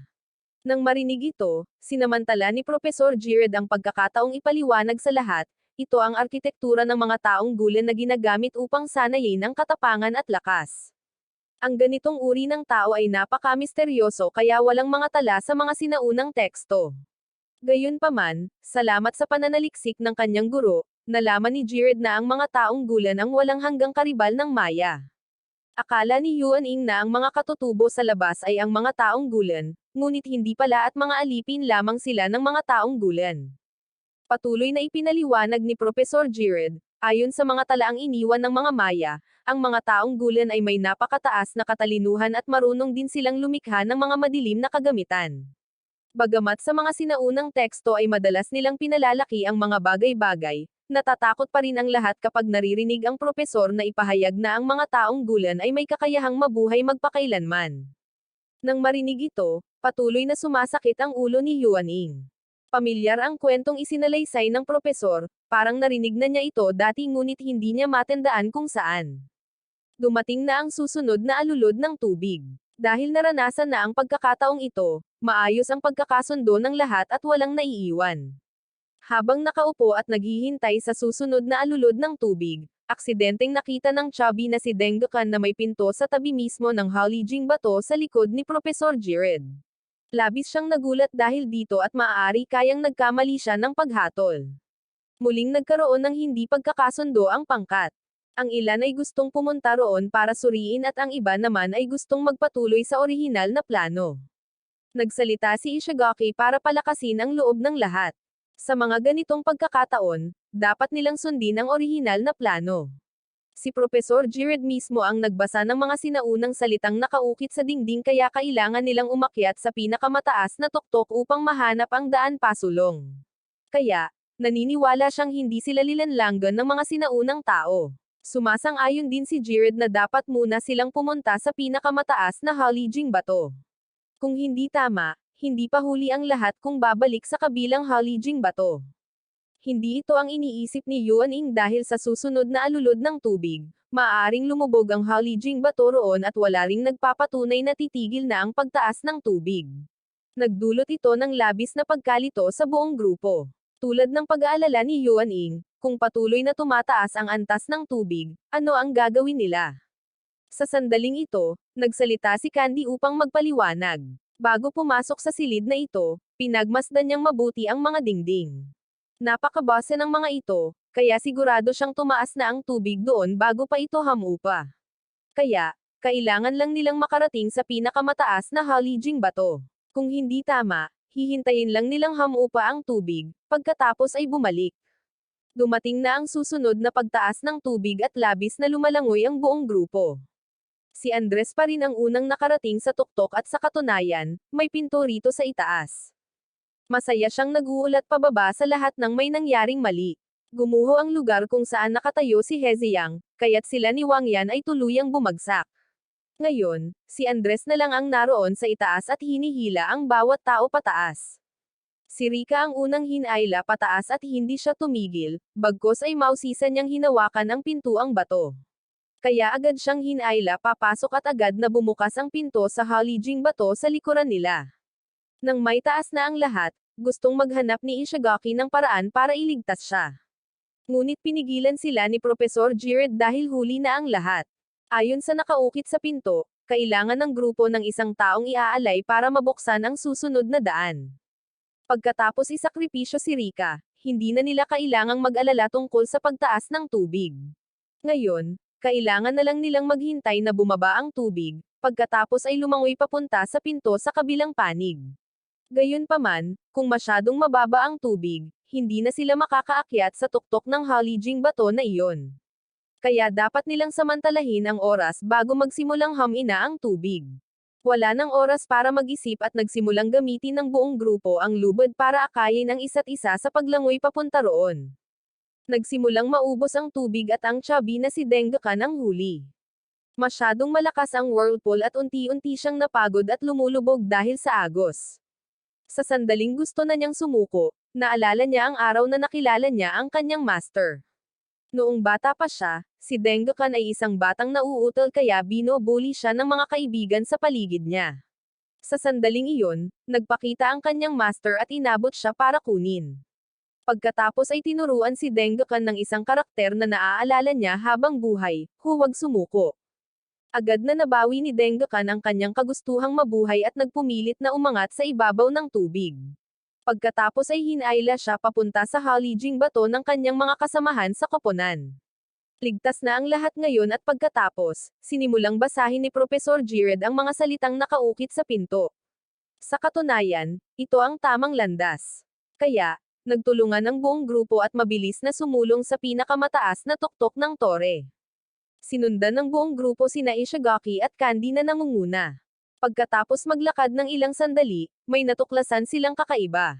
Hindi lang balat ng ahas, kundi pati na rin ang maraming buto ng tao. Ito pa lang ay sapat na para malaman ng buong grupo na mapanganib ang lugar na ito. Kakaiba na sa sandaling ito ay nagsimulang kumanta si Yuan Ing. Nag-aalalang tiningnan ni Sojen si Yuan Ing at nagsimula na ang kanyang lagnat. Tila nagsimula nang makaapekto ang lason sa katawan ni Yuan Ing at ay nalalayan ni Andres si Yuan Ing at binuhat ito sa kanyang likod sa halip na si Sojen. Gusto ni Heziyang na pumalit sa kanya, ngunit pinigilan siya ni Andres at pinaalalahanan, kung gusto niyang iligtas si Yuan Ing dapat magsikap pa si Heziyang at ipaubaya sa kanya ang pagpasan. Sa sandaling ito, tumunog ang pagtawag ni Candy. May natuklasan siyang bago at isang malaking altar ang nagpakita sa harap ng lahat. Kahit hindi alam kung ano ang nasa itaas, sumugod na si Heziyang. Sa puntong ito, sabik siyang makahanap ng paraan para mailigtas si Yuan Ing. Kaya, kinailangang habulin ng buong grupo si Heziyang at pagkatapak pa lang nila sa tuktok, hinimok ni Heziyang ang propesor na basahin ang teksto sa pinto. Salita sa salita, binasa ng malakas ng propesor para buksan ng lahat ang pintong ito. Kailangan nila ng sakripisyo, kaya lumingon siya at hiniling sa lahat na subukan ang paghiga sa altar. Natakot ang lahat kaya nagboluntaryo si Candy na unang sumubok. Pagkahiga pa lang niya, bumukas ang pinto. Napakadali nito kaya tuwang-tuwa si Heziyang. Gusto niyang pumunta agad, pero pinigilan siya ng propesor. Malinaw na nakasaad sa pinto na babukas lamang ang pinto kung may sakripisyo. Hiniling niya kay Candy na umupo. Totoo nga, agad na nagsara ang pinto. Nangangahulugan ito na kailangan nila ng isang tao na maiwan para magpatuloy ang iba, pero napakalupit nito. Nakaisip si Wang Yan ng isa pang ideya, hindi kailangang tao at humanap sila ng mga bato na dadalhin dito at lalagyan para maging katumbas ng bigat ng isang tao. Napakaganda ng paraang ito, kaya naghiwa-hiwalay ang lahat para maghanap. Gayunpaman, pagkatapos maghanap ng ilang sandali, wala silang nakitang bato na sapat ang laki. Sa wakas ay nakahanap si Denggukan ng isa, gayunpaman sa sandaling gamitin ni Wang Yan ang kanyang lakas upang iangat ang bato, siya ay natamba patalikod. Pagkatapos ay naramdaman niyang may mali sa batong ito. Nang bumaba si Profesor Jired upang tingnan ang mga ito, saka lamang nila nalaman na ang mga bato rito ay matagal nang naluma at hindi na nila magagamit ang pamamaraan ni Wang Yan. Bumantong hininga si Ishigaki at tinanggap ang katotohanan. Kung ganoon nga, kailangan nilang mag-iwan ng isang tao para magpatuloy ang iba. Lahat ng makakarinig nito ay pinagpawisan sa takot, lalo na ang mahinang si Romeo. Itinuro niya si Yuan Ing at tahasang sinabi, kung ang isang tao ay kailangang maiwan, hindi ba si Yuan Ing dapat iyon? Bakit nila kailangang maghirap sa pagdadala ng isang taong may lason na tiyak na masasawi? Dahil isinakripisyo para sa lahat, sigurado si Romeo na si Yuan Ing ay magiging masaya rin. Mariing tumutol si Sojen, ang pag-iwan ng isang tao rito ay hindi naiiba sa pagpaslang sa kanila. Lumingon siya upang ipaalala na labag ito sa batas, ngunit sa desperadong sitwasyong ito, wala nang maisip na mas mainam na paraan si Ishigaki. Tahimik siyang sumang-ayon sa opinyon ni Romeo dahil ang pag-iwan kay Yuan Ing dito ang pinakamatalinong desisyon. Iminungkahi ni Romeo na bumoto ang lahat para sa pinakamakatarungang resulta at lumingon si Ishigaki upang tanungin si Heziyang at hindi ito tumutol. Kaya nagsimula ang botohan upang magpasya kung may iwan si Yuan Ing. Isa-isa, itinaas ng bawat tao sa grupo ang kanilang kamay, na ikinagulat ni Sojen. Kahit si Profesor Jired ay sumasang-ayon kay Romeo. Bago ang bawat ekspedisyon, lagi niyang ipinapaalala sa sarili na magiging lubhang mapanganib ito. Kung siya ang nasa sitwasyon ni Yuan Ing, malugod din niyang tatanggapin. Kaya ang resulta ay 6 na tao ang sumang-ayon na iwan si Yuan Ing. Humarap si Ishigaki upang tanungin si Heziyang kung mayroon ba siyang anumang pagtutol. Nakita lamang niya itong ngumiti, pagkatapos ay binunot ang kanyang kutsilyo. Sino mang gustong iwan ang kanyang kaibigan ay dapat munang tumawid sa kanyang bangkay, sumigaw si Romeo sa takot at sinisisi ito. Pagkatapos ay hiniling ni Heziyang na ibigay ni Andres si Yuan-ing sa kanya, ngunit ang pagtanggi lamang ang natanggap niya. Siya mismo ay isang sundalo at ang lugar na ito ay parang isang larangan ng digmaan. Bilang isang sundalo, hindi niya maaaring iwanan ang kanyang kasama sa isang lugar ng kasawian. Sa halip na bumoto na iwan si Yuan-ing, may mas mahusay na paraan si Heziyang. Humakbang siya paarap at sinuntok si Romeo sa tiyan. Ang sumunod ay isang pag-chop sa leeg na agad na nagpawala ng malay kay Romeo. Pagkatapos ay nag-propose siya sa lahat at iminungkahi niyang iwan ang lalaking ito. Sino mang tumutol, itaas ang kamay. Tensyonado ang kapaligiran at sa huli, walang tumutol sa desisyon ni Heziyang. Kaya, nanatili ang mahinang si Romeo upang isakripisyo ang kanyang buhay para sa iba upang magpatuloy. Habang tumatakbo, sinuri ni Professor Jared si Heziyang dahil isa siyang napakasensitibong tao. Una, ipinakita niya ang kanyang saloobin at lakas upang tuluyang mawala ang magkasalungat na saloobin ng iba. Bukod dito, kahanga-hanga rin ang kakayahan ni Heziyang na kontrolin ang sikolohiya dahil kapag bumoboto upang magpasya na ang isang buhay na tao ay dapat masawi, lahat ay may dalang pag-aalinlangan. Ngunit alam na alam ni Heziyang na kinasusuklaman din nina Ishigaki at Candy si Romeo. Kaya walang paraan para magsalita sila para kay Romeo. Sa wakas, natagpuan na nila ang daan palabas. Sa pagtakas mula sa piramideng ito, pakiramdam ng buong grupo ay muling ipinanganak sila. Hindi makapaghintay si Sojan at nagsimulang maghanap ng mga halamang gamot upang gamutin ang lason ni Yuan-ing. Samantala, sina Heziyang at Andres ay nagdala ng mga bato pabalik upang iligtas ang mahinang si Romeo. Sinimulan din ni Ishigaki ang pagtatalaga ng mga gawain sa iba. Inutusan niya sina Dengakan at Wang Yan na maghanap ng pagkain. Si Candy ang namamahala sa pagbabantay sa lahat at siya at si Professor Jared ay naghanap ng mga armas sa loob ng piramide. Sa sandaling ito, nagising ang mahinang si Romeo at gusto niyang tumakas, ngunit sa sandaling tumayo siya, agad na sumara ang pinto. Napasigaw at nagmakaawa na lamang si Romeo sa kawalan ng pag-asa, hindi niya alam na isang malaking nilalang ang nagpakita sa likuran niya. Ang takot na sigaw ni Romeo ay ikinagulat nina Heziyang at Andres. Dahil alam nilang huli na ang lahat para iligtas si Romeo, agad din silang lumingon at tumakbo. Sa panig ni Sojan, salamat sa kanyang paggamot sa wakas ay nagising na si Yuan-ing, ngunit patuloy pa rin ang problema. Hinahabol si Dengakan ng isang ahas at nag-aalalang sumigaw si Ishigaki at nagtatanong kung nasaan si Wang Yan at nalaman niyang nahulog ito sa bangin. Nang malapit ng masawi ang chubby na lalaki, nagpakita ang pulis na si Candy at pinaputukan ito ng ilang beses. Gayunpaman, nabaliw ang ahas at humabol upang habulin sila. Sa sandaling ito, nagpakita si Heziyang na may hawak na kutsilyo, walang tigil na inatake ang katawan ng ahas. Pagkatapos ay itinapon siya nito sa bangin. Natatarantang sumigaw si Yuan-ing, gustong iligtas si Heziyang, ngunit pinigilan siya ni Ishigaki. Sigurado siyang may lawa ng tubig sa ilalim ng bangin na ito. Kung mahuhulog doon, hindi masasawi si Heziyang. Kaya kailangan muna nilang humanap ng paraan para makalibot, saka sila iligtas mamaya. Sa panig ni Heziyang, matapos bumagsak, nailigtas din niya si Wang Yan. Pagkagising pa lang, nagulat si Wang Yan at pinaalalahanan niya ito. Nasa braso ni Heziyang ang isang malaking linta at hindi gaanong bumuti ang kalagayan ni Wang Yan nang may mga linta siyang nakatakip sa kanyang likod. Matapos gamitin ang apoy para sunugin ang mga ito ng ilang sandali, sa wakas ay nakatakas na sila mula sa mga ito. Sa sandaling ito, napansin ni Heziyang ang ilang mga bula na lumulutang sa paligid nila. Kahit na ipinaalala sa kanya ni Wang Yan, na-curious pa rin siya at hinawakan ang isa. Sumabog ang bula at lumabas ang isang mabangong aroma. Pagkatapos ay bumagsak silang dalawa sa lupa at agad na nawalan ng malay. Samantala, ang grupo ni Yuan-ing ay patuloy pa ring nagmamadaling bumaba ng bundok, hinahanap sila. Habang naglalakad, pinaalalahanan ni Sojan ang lahat na huwag hawakan ang mga bula na iyon. Matapos maghanap ng ilang sandali, sa wakas ay natagpuan nila sina Heziyang at Wang Yan na nawalan ng malay sa tabi ng batis. Ilang sandali pa, nagising si Heziyang. Nagtipon ng buong grupo upang pag-usapan ang susunod na plano. Isang araw na mula nang hindi sila kumain or uminom ng kahit ano. Kaya sa ngayon, kailangan muna nilang magpahinga. Ngunit sa sandaling ito, isang palaso ang lumipad patungo sa kanila, na ikinagulat ng buong grupo. Huli na ang lahat at napalibutan sila ng isang grupo ng mga katutubo. Hindi sila agad umatake at sa halip, isang lalaking tila pinuno ang humakbang sa harap nila.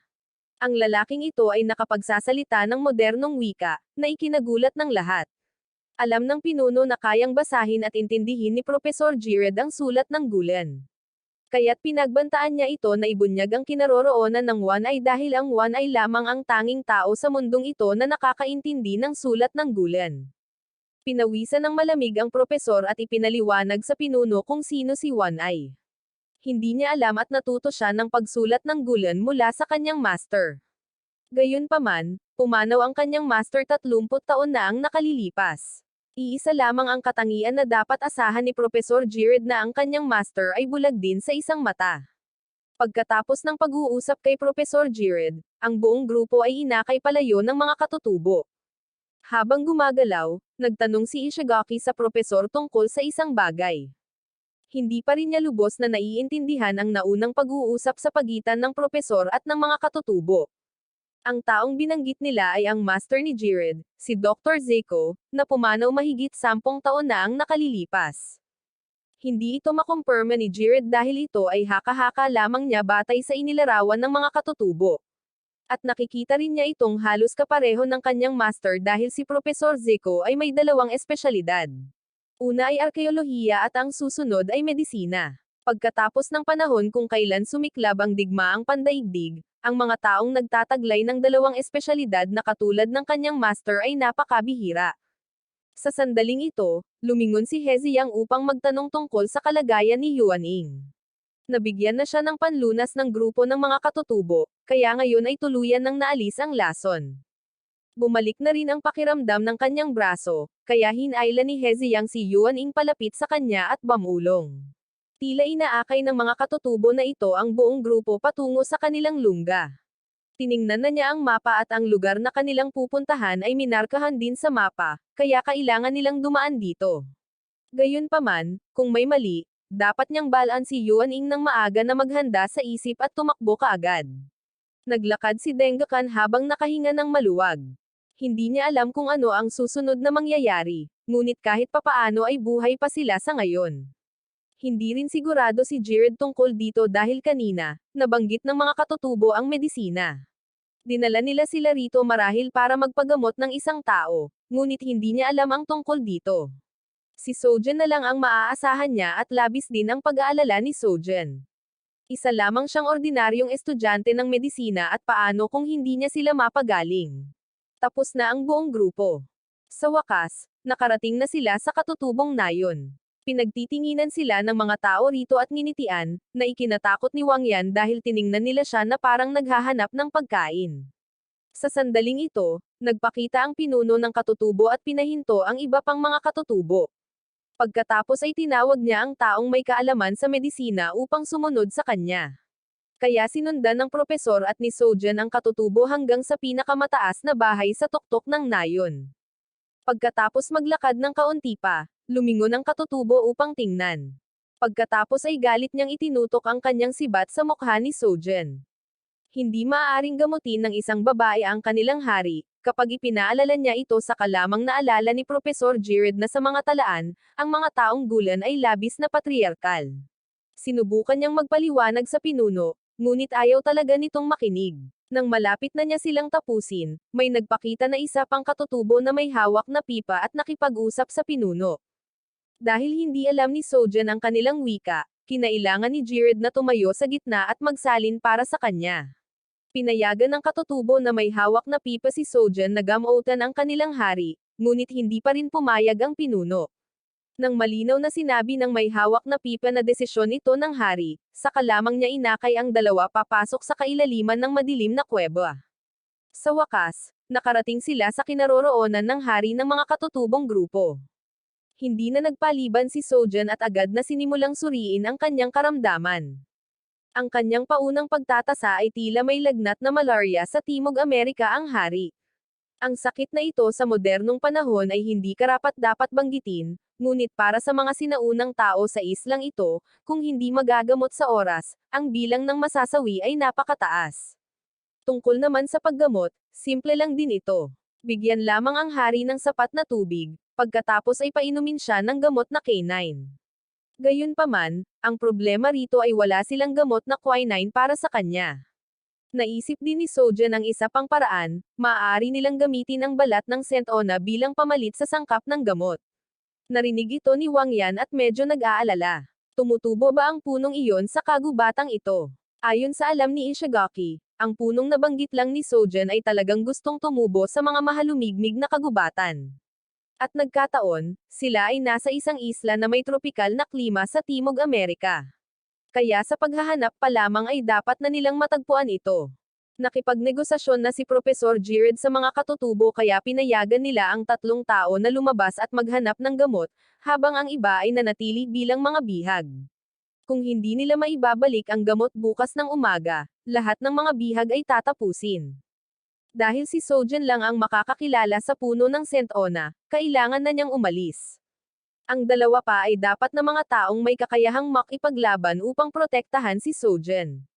Iminungkahi ni Ishigaki si Candy bilang unang tao at para sa pangalawang tao, itinaas ni Andres ang kanyang kamay upang akuhan ang responsibilidad. Kung ang pinag-uusapan natin ay ang kakayahang makipaglaban sa kagubatan, hindi ito ang kanyang unang pagkakataon. Pagkatapos ay lumingon si Andres upang hiramin ang kutsilyo ni Hezeyang. Medyo nag-alangan siya dahil dito, at nang hikayatin siya ni Yuan Ying ay saka lamang ibinigay ni Hezeyang ang kanyang mahalagang kutsilyo. Ang pag-upo sa selda ay ang tanging magagawa ng mga bihag at sa labas, bumubuhos ang malakas na ulan, na labis na nag-aalala si Yuan Ying dahil hindi niya alam kung ayos lang sila. Sa panig ni Profesor Jared, patuloy niyang sinasaliksik ang mga karakter na nakaukit sa mga dingding. Sinasamba ng mga gulan ang higanteng ahas sa kagubatan bilang isang Diyos. At sa tuwing darating ang salot na malarya, naniniwala silang ito ay galit ng mga Diyos. Kaya sa halip na gamutin ang mga may sakit, iniaalay nila ang mga taong iyon bilang sakripisyo upang magmakaawa sa mga Diyos na patawarin sila. Hanggang isang araw, 10 taon na ang nakalilipas, isang lalaking may isang mata ang nagpakita at sinira ang sumpa para sa mga taong gulan. Kaya naging magkaibigan sila ng mga taong gulan at namuhay siya ng masaya rito, at siya ang nagturo sa kanila ng wika ng mga modernong tao hanggang sa magsimulang magpakita ang mga fleet sa tabi ng dagat. Naglaho rin ang lalaking may isang mata mula noon. Sa sandaling ito, naalala ni Jared ang isang mahalagang detalye at napabulalas, talaga kayang ang master niya ang may gawa nito.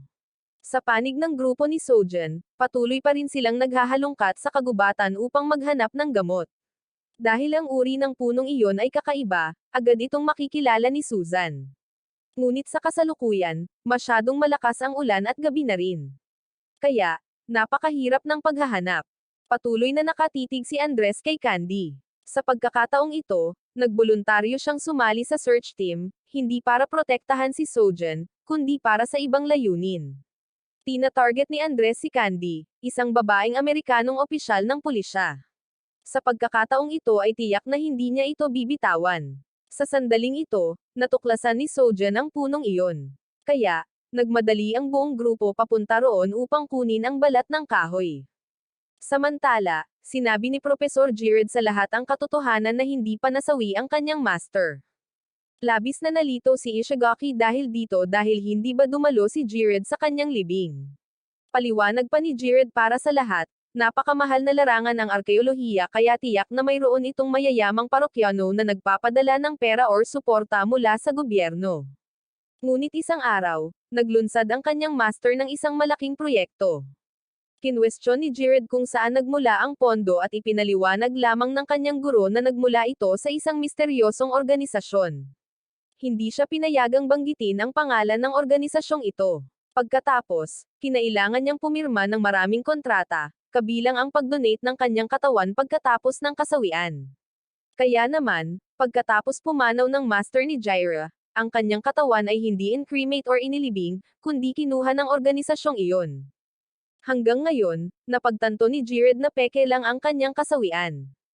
Para sa isang taong mahusay sa medisina na tulad niya, hindi ito mahirap. Naaalala ni Jared isang araw bago pumanaw ang kanyang master. Nang araw na iyon, pumunta siya sa bahay ng kanyang master, patuloy siyang tumatawag, ngunit hindi sumasagot ang kanyang master. Pumasok si Jared sa bahay at tumingin sa paligid ng ilang sandali. Pagkatapos ay natuklasan niyang sawi na ang alagang aso ng kanyang master. Ngunit nang maalala niya, nanatiling walang pakialam ang kanyang master na parang walang nangyari. Pagkatapos ay binanggit niya kay Jared ang 4 na karakter na nangangahulugang buhay na walang hanggan ng mga gulan. Ito ay isang biyaya ng tribong ito na nagpapahiwatig ng pagnanais para sa immortalidad. Ang mga sinaunang tao na walang tulong medikal ay maaari lamang mabuhay hanggang 30 or 40 taong gulang. Kaya naman ang 4 na karakter na iyon para sa buhay na walang hanggan ay nagpapahiwatig na ang mga taong gulan ay may paraan upang kontrolin ang buhay at kasawian. Pagkatapos ay naglabas ang kanyang master ng Hirengilia mula sa drawer. Pumunta siya sa kanyang alagang aso at tinurukan ito at agad itong nabuhay muli. At ito ang bagong gamot na inimbento ni Profesor Zico na tinatawag na pekeng gamot sa kasawian. Sa kasalukuyan, ginagamit lamang niya ito bilang laruan, ngunit hindi inaasahan ni Jared na gagamitin ng kanyang master ang mismong gamot na iyon at mawawala sa mundong ito. Ngayon, dinala siya sa islang ito na may libu-libong mga palatandaan. Mas nakatulong ito kay Jared na kumpirmahin na ang isang matang binanggit ng mga gulan ay tiyak na kanyang master. Sa loob ng kagubatan, natapos na ng grupo ni Sojan ang pagkolekta ng balat ng kahoy. Bamantong hininga si Andres, pagkatapos ay lumingon at nakita si Candy na nakatutok ang baril sa kanyang mukha. Nagpaputok siya, na ikinatakot ni Andres. Mabuti na lang at napaputok lang ni Candy ang unggoy sa likuran ni Andres. Mula sa likuran nila, nagpakita ang hindi mabilang na mga unggoy. Bawat isa ay mabangis at handang umatake sa kanila anumang oras. Maagang umaga sa panig ng grupo ni Yuan Ying, dumating na ang mga katutubo para kunin sila. Bago pa man lumubog ang araw, ang buong grupo ay dinala sa malalaking tulos na kahoy. Si Denggakan na nakatingin lamang ay takot na kaya nabasa ang kanyang pantalon. Gusto sana siyang bigyan ng babala ni Jared, ngunit huli na ang lahat. Ayon sa mga tala, sinasamba ng mga taong gulan ang malalakas at sinusupil ang mahihina. Kaya ang mga nagpapakita ng takot ay tiyak na unang dadalhin sa plataporma ng pagpaslang. At totoo nga, inutusan ng pinuno na unang hulihin si Denggakan. Nang malapit nang matapos ang buhay ni Denggakan, bumalik ang grupo ni Sojan. Dahil sa pangangalaga ni Sojan, mas maayos na ang kalagayan ng pinunong katutubo. Kaya bilang ganti kay Sojan, binigyan siya ng pabor ng katutubo na si Eden. Inakay niya si Sojan palabas at sinimulang ipaliwanag ang lahat sa kanya. Ang susunod na lugar na kailangang puntahan ni Sojan ay ang paanan ng bulkan, iyon ang ipinagbabawal na lupain ng mga taong gulan. Dati, maraming puting tao tulad ni Sojan ang pumunta rin doon, ngunit wala ni isa sa kanila ang bumalik. Ang One Eye lamang ang bumalik, ngunit upang makatakas mula sa islang ito, kailangan pumunta doon ni Sojan. Sa sandaling ito, nagsalita si Sojan at nagtanong tungkol sa mga mutated na unggoy na kanyang nakasalubong sa kagubatan. Nagninit-ngit si Eden, pagkatapos ay lumingon at itinuro ang kanyang braso. Ang braso niyang ito ay naiwan din sa engkwentro sa mga halimaw na iyon. Lalo niyang binalaan si Sojan na mag-ingat kapag nakakasalubong sila dahil kung masusugatan lang sila ng mga ito, mahahawa sila at mawawala ang lahat ng kanilang mga pandama. Pinulong ni Sojan ang lahat para sabihin sa buong grupo, parang nakakasalubong sila ng mga zombie at masyadong hindi siyentipiko ang bagay na ito, kaya hindi ito pinaniwalaan ni Jared. Nang tumayo sina Candy at Andres para kumpirmahin ay saka lamang niya ito tinanggap. Hindi rin nagulat sina Heziyang at Denggakan dahil nakasalubong na nila ang mga higanteng ahas. Kaya ano ang hindi dapat paniwalaan tungkol sa mga zombie na ito sa sandaling ito? Humakbang din si Yuan Ying upang ipahayag ang kanyang mga saloobin. Ilang dekada na ang nakalilipas, nagpakita ang One Eye sa islang ito. Ayon sa sinabi ni Jared, nang ahas siyang patunayan na ang misteryosong organisasyon ang nagdala sa kanya rito. Ang oras na nagpakita ang One Eye ay kasabay din ng paglabas ng mga mutated na unggoy na iyon sa kagubatan at nagdulot ito ng kainahinala kay Yuan Ying. Maaari kayang ito ay isang produktong ginawa ng AI. Nagulat at napagtanto ni Profesor Gired ang pagkarinig nito, talaga kayang pek-ay ng kanyang master ang kanyang kasawian at pumunta sa islang ito para magsaliksik ng immortalidad. Dahil alam niyang maraming tanong sa puso si Profesor Gired, humakbang si Ishigaki at tinapik ang balikat nito upang palakasin ang loob. Ano man iyon, kailangan nilang sumulong upang makakuha ng mga sagot. Ngayon ay iisa na lang ang kanilang pagpipilian, ang pumunta sa bulkan na lugar na iyon upang mag-imbestiga. At sa pagkakataong ito, lahat ay sumang-ayon na sumunod. Nang gabing iyon, napakalakas ng ulan sa mahiwagang organisasyon. Isang lalaking may pulang buhok ang lumapit upang salubungin si Mr. Luo. Ang lalaking ito ay tila isang mataas na miyembro sa organisasyon. Kaya bago pinapasok, maingat na sinuri ang lalaking may pulang buhok. Ang pagpunta rito sa ganitong kalakas na ulan ay nangangahulugan na mayroong agarang gawain. Mabilis na paliwanag ng lalaking may pulang buhok, sa pagkakataong ito ay dumating siya upang dalhin ang postahan na napanalunan ni Mr. Luo sa postahan tungkol sa mga taong gulen. Mula sa kanyang kamay ay nagpakita ang isang magandang singsing na diamante. Hindi masyadong interesado si Luo dito at agad itong ibinigay sa babaeng si Lily sa tabi niya. Dito nagtatapos ang taya na ito at isang bagong taya ang magsisimula pagkatapos. Nag-isip sandali si Luo, pagkatapos ay nagtanong tungkol sa sitwasyon ni Sojen. Sa pagtaya, hindi ito maaaring ibunyag ng lalaking may pulang buhok kay Luo ng maaga. Kaya, nagpa siya si Luo na tumaya na lahat ay mabubuhay. Pinayuhan ng lalaking may pulang buhok si Luo na mag-isip ng mas mabuti. Ngunit pakiramdam ni Luo ay hindi ito kailangan dahil hanggat buhay si Yuan Ying, mabubuhay din ang grupong iyon. Sa sandaling ito, ipinaalala ni Lu sa lalaking may pulang buhok na hanggat buhay si Yuan Ying, para sa lahat ng susunod na taya, tataya rin siya sa parehong paraan. Kaya, hindi na kailangang tumakbo pa rito ang lalaking may pulang buhok. Naunawaan ng lalaking may pulang buhok at naghahanda ng umalis nang may tumawag sa kanya.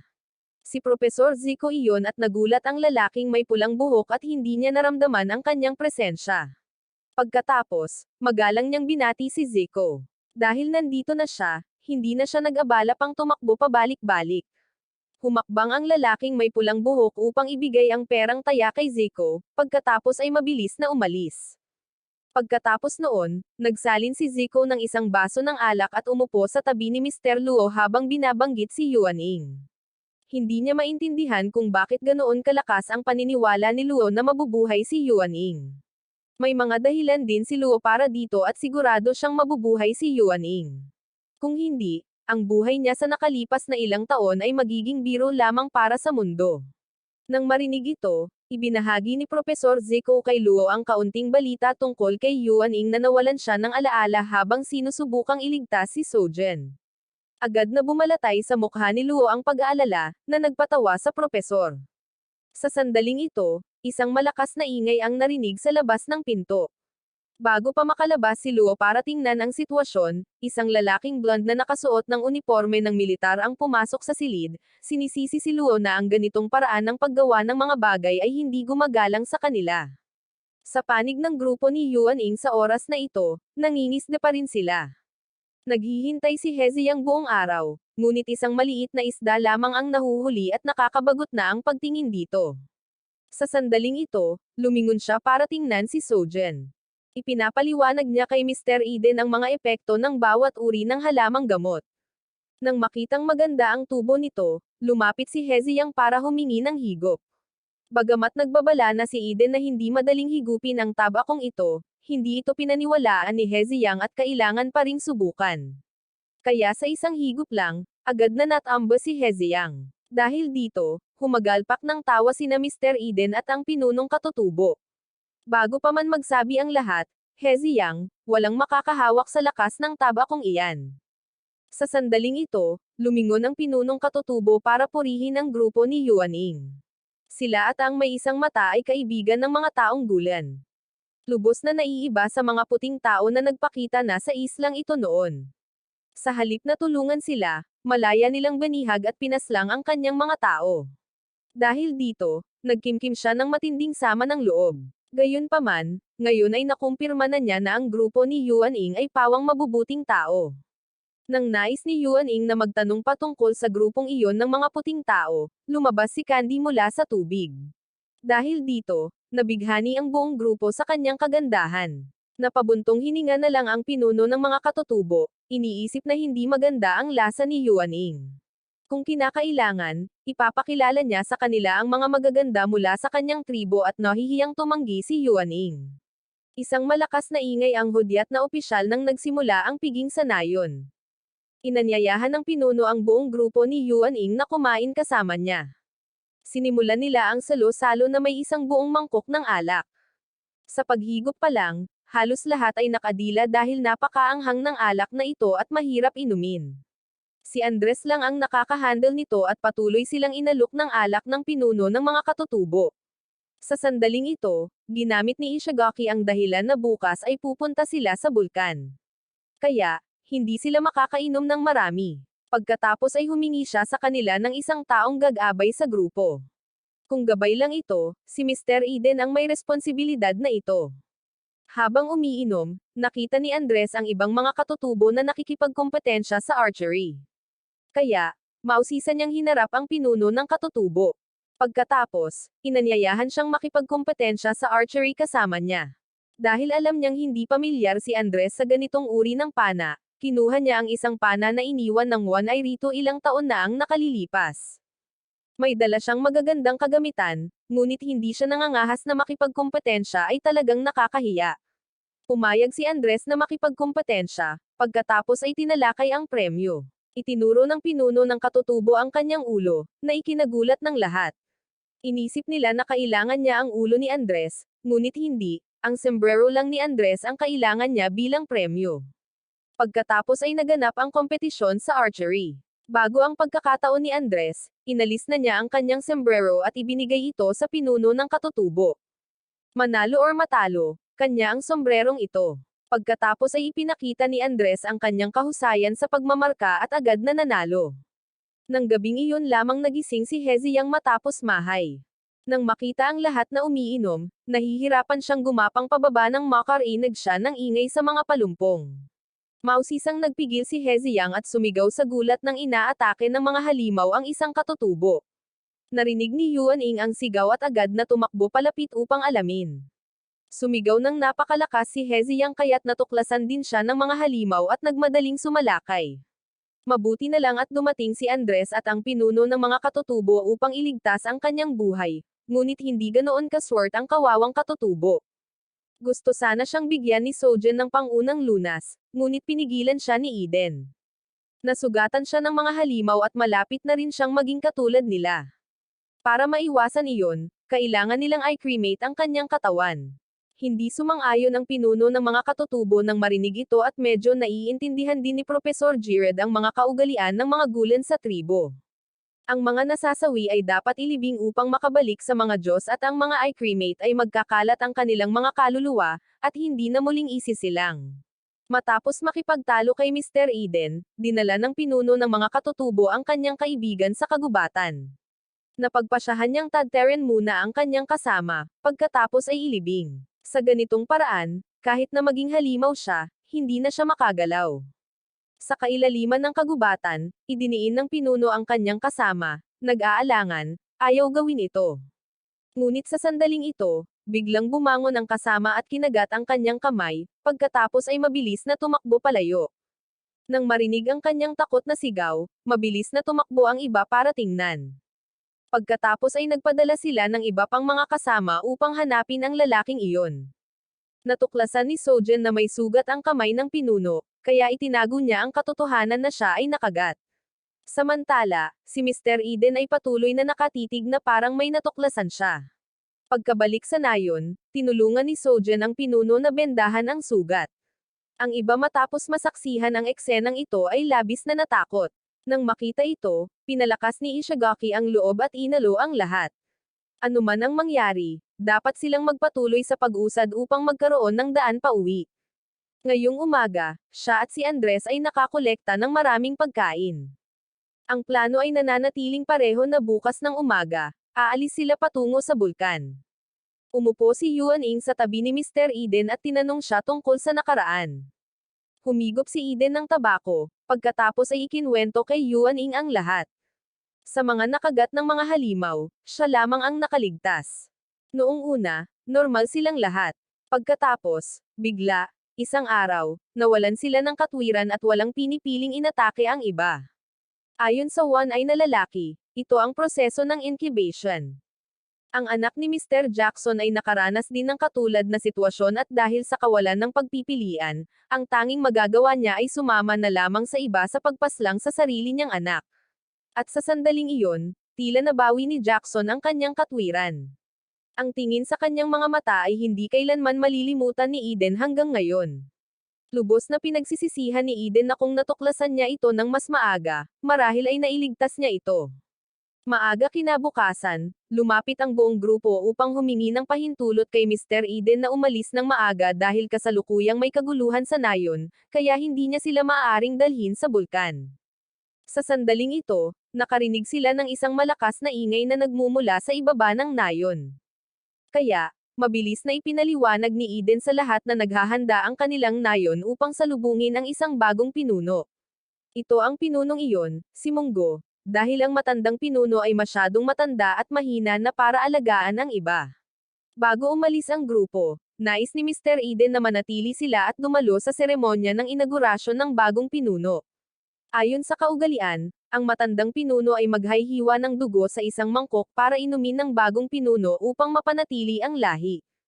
Pagkatapos ni Munggo uminom ng mangkok ng dugo, agad na humagalpak ng tawa si Eden at sumigaw sa ibaba. Pinagpawisan si Professor Jared dahil dito at ibinalita sa lahat. Gustong maghayganti ni Mr. Eden kay Munggo dahil sa sama ng loob na pinaslang ang anak niya ilang taon na ang nakalilipas.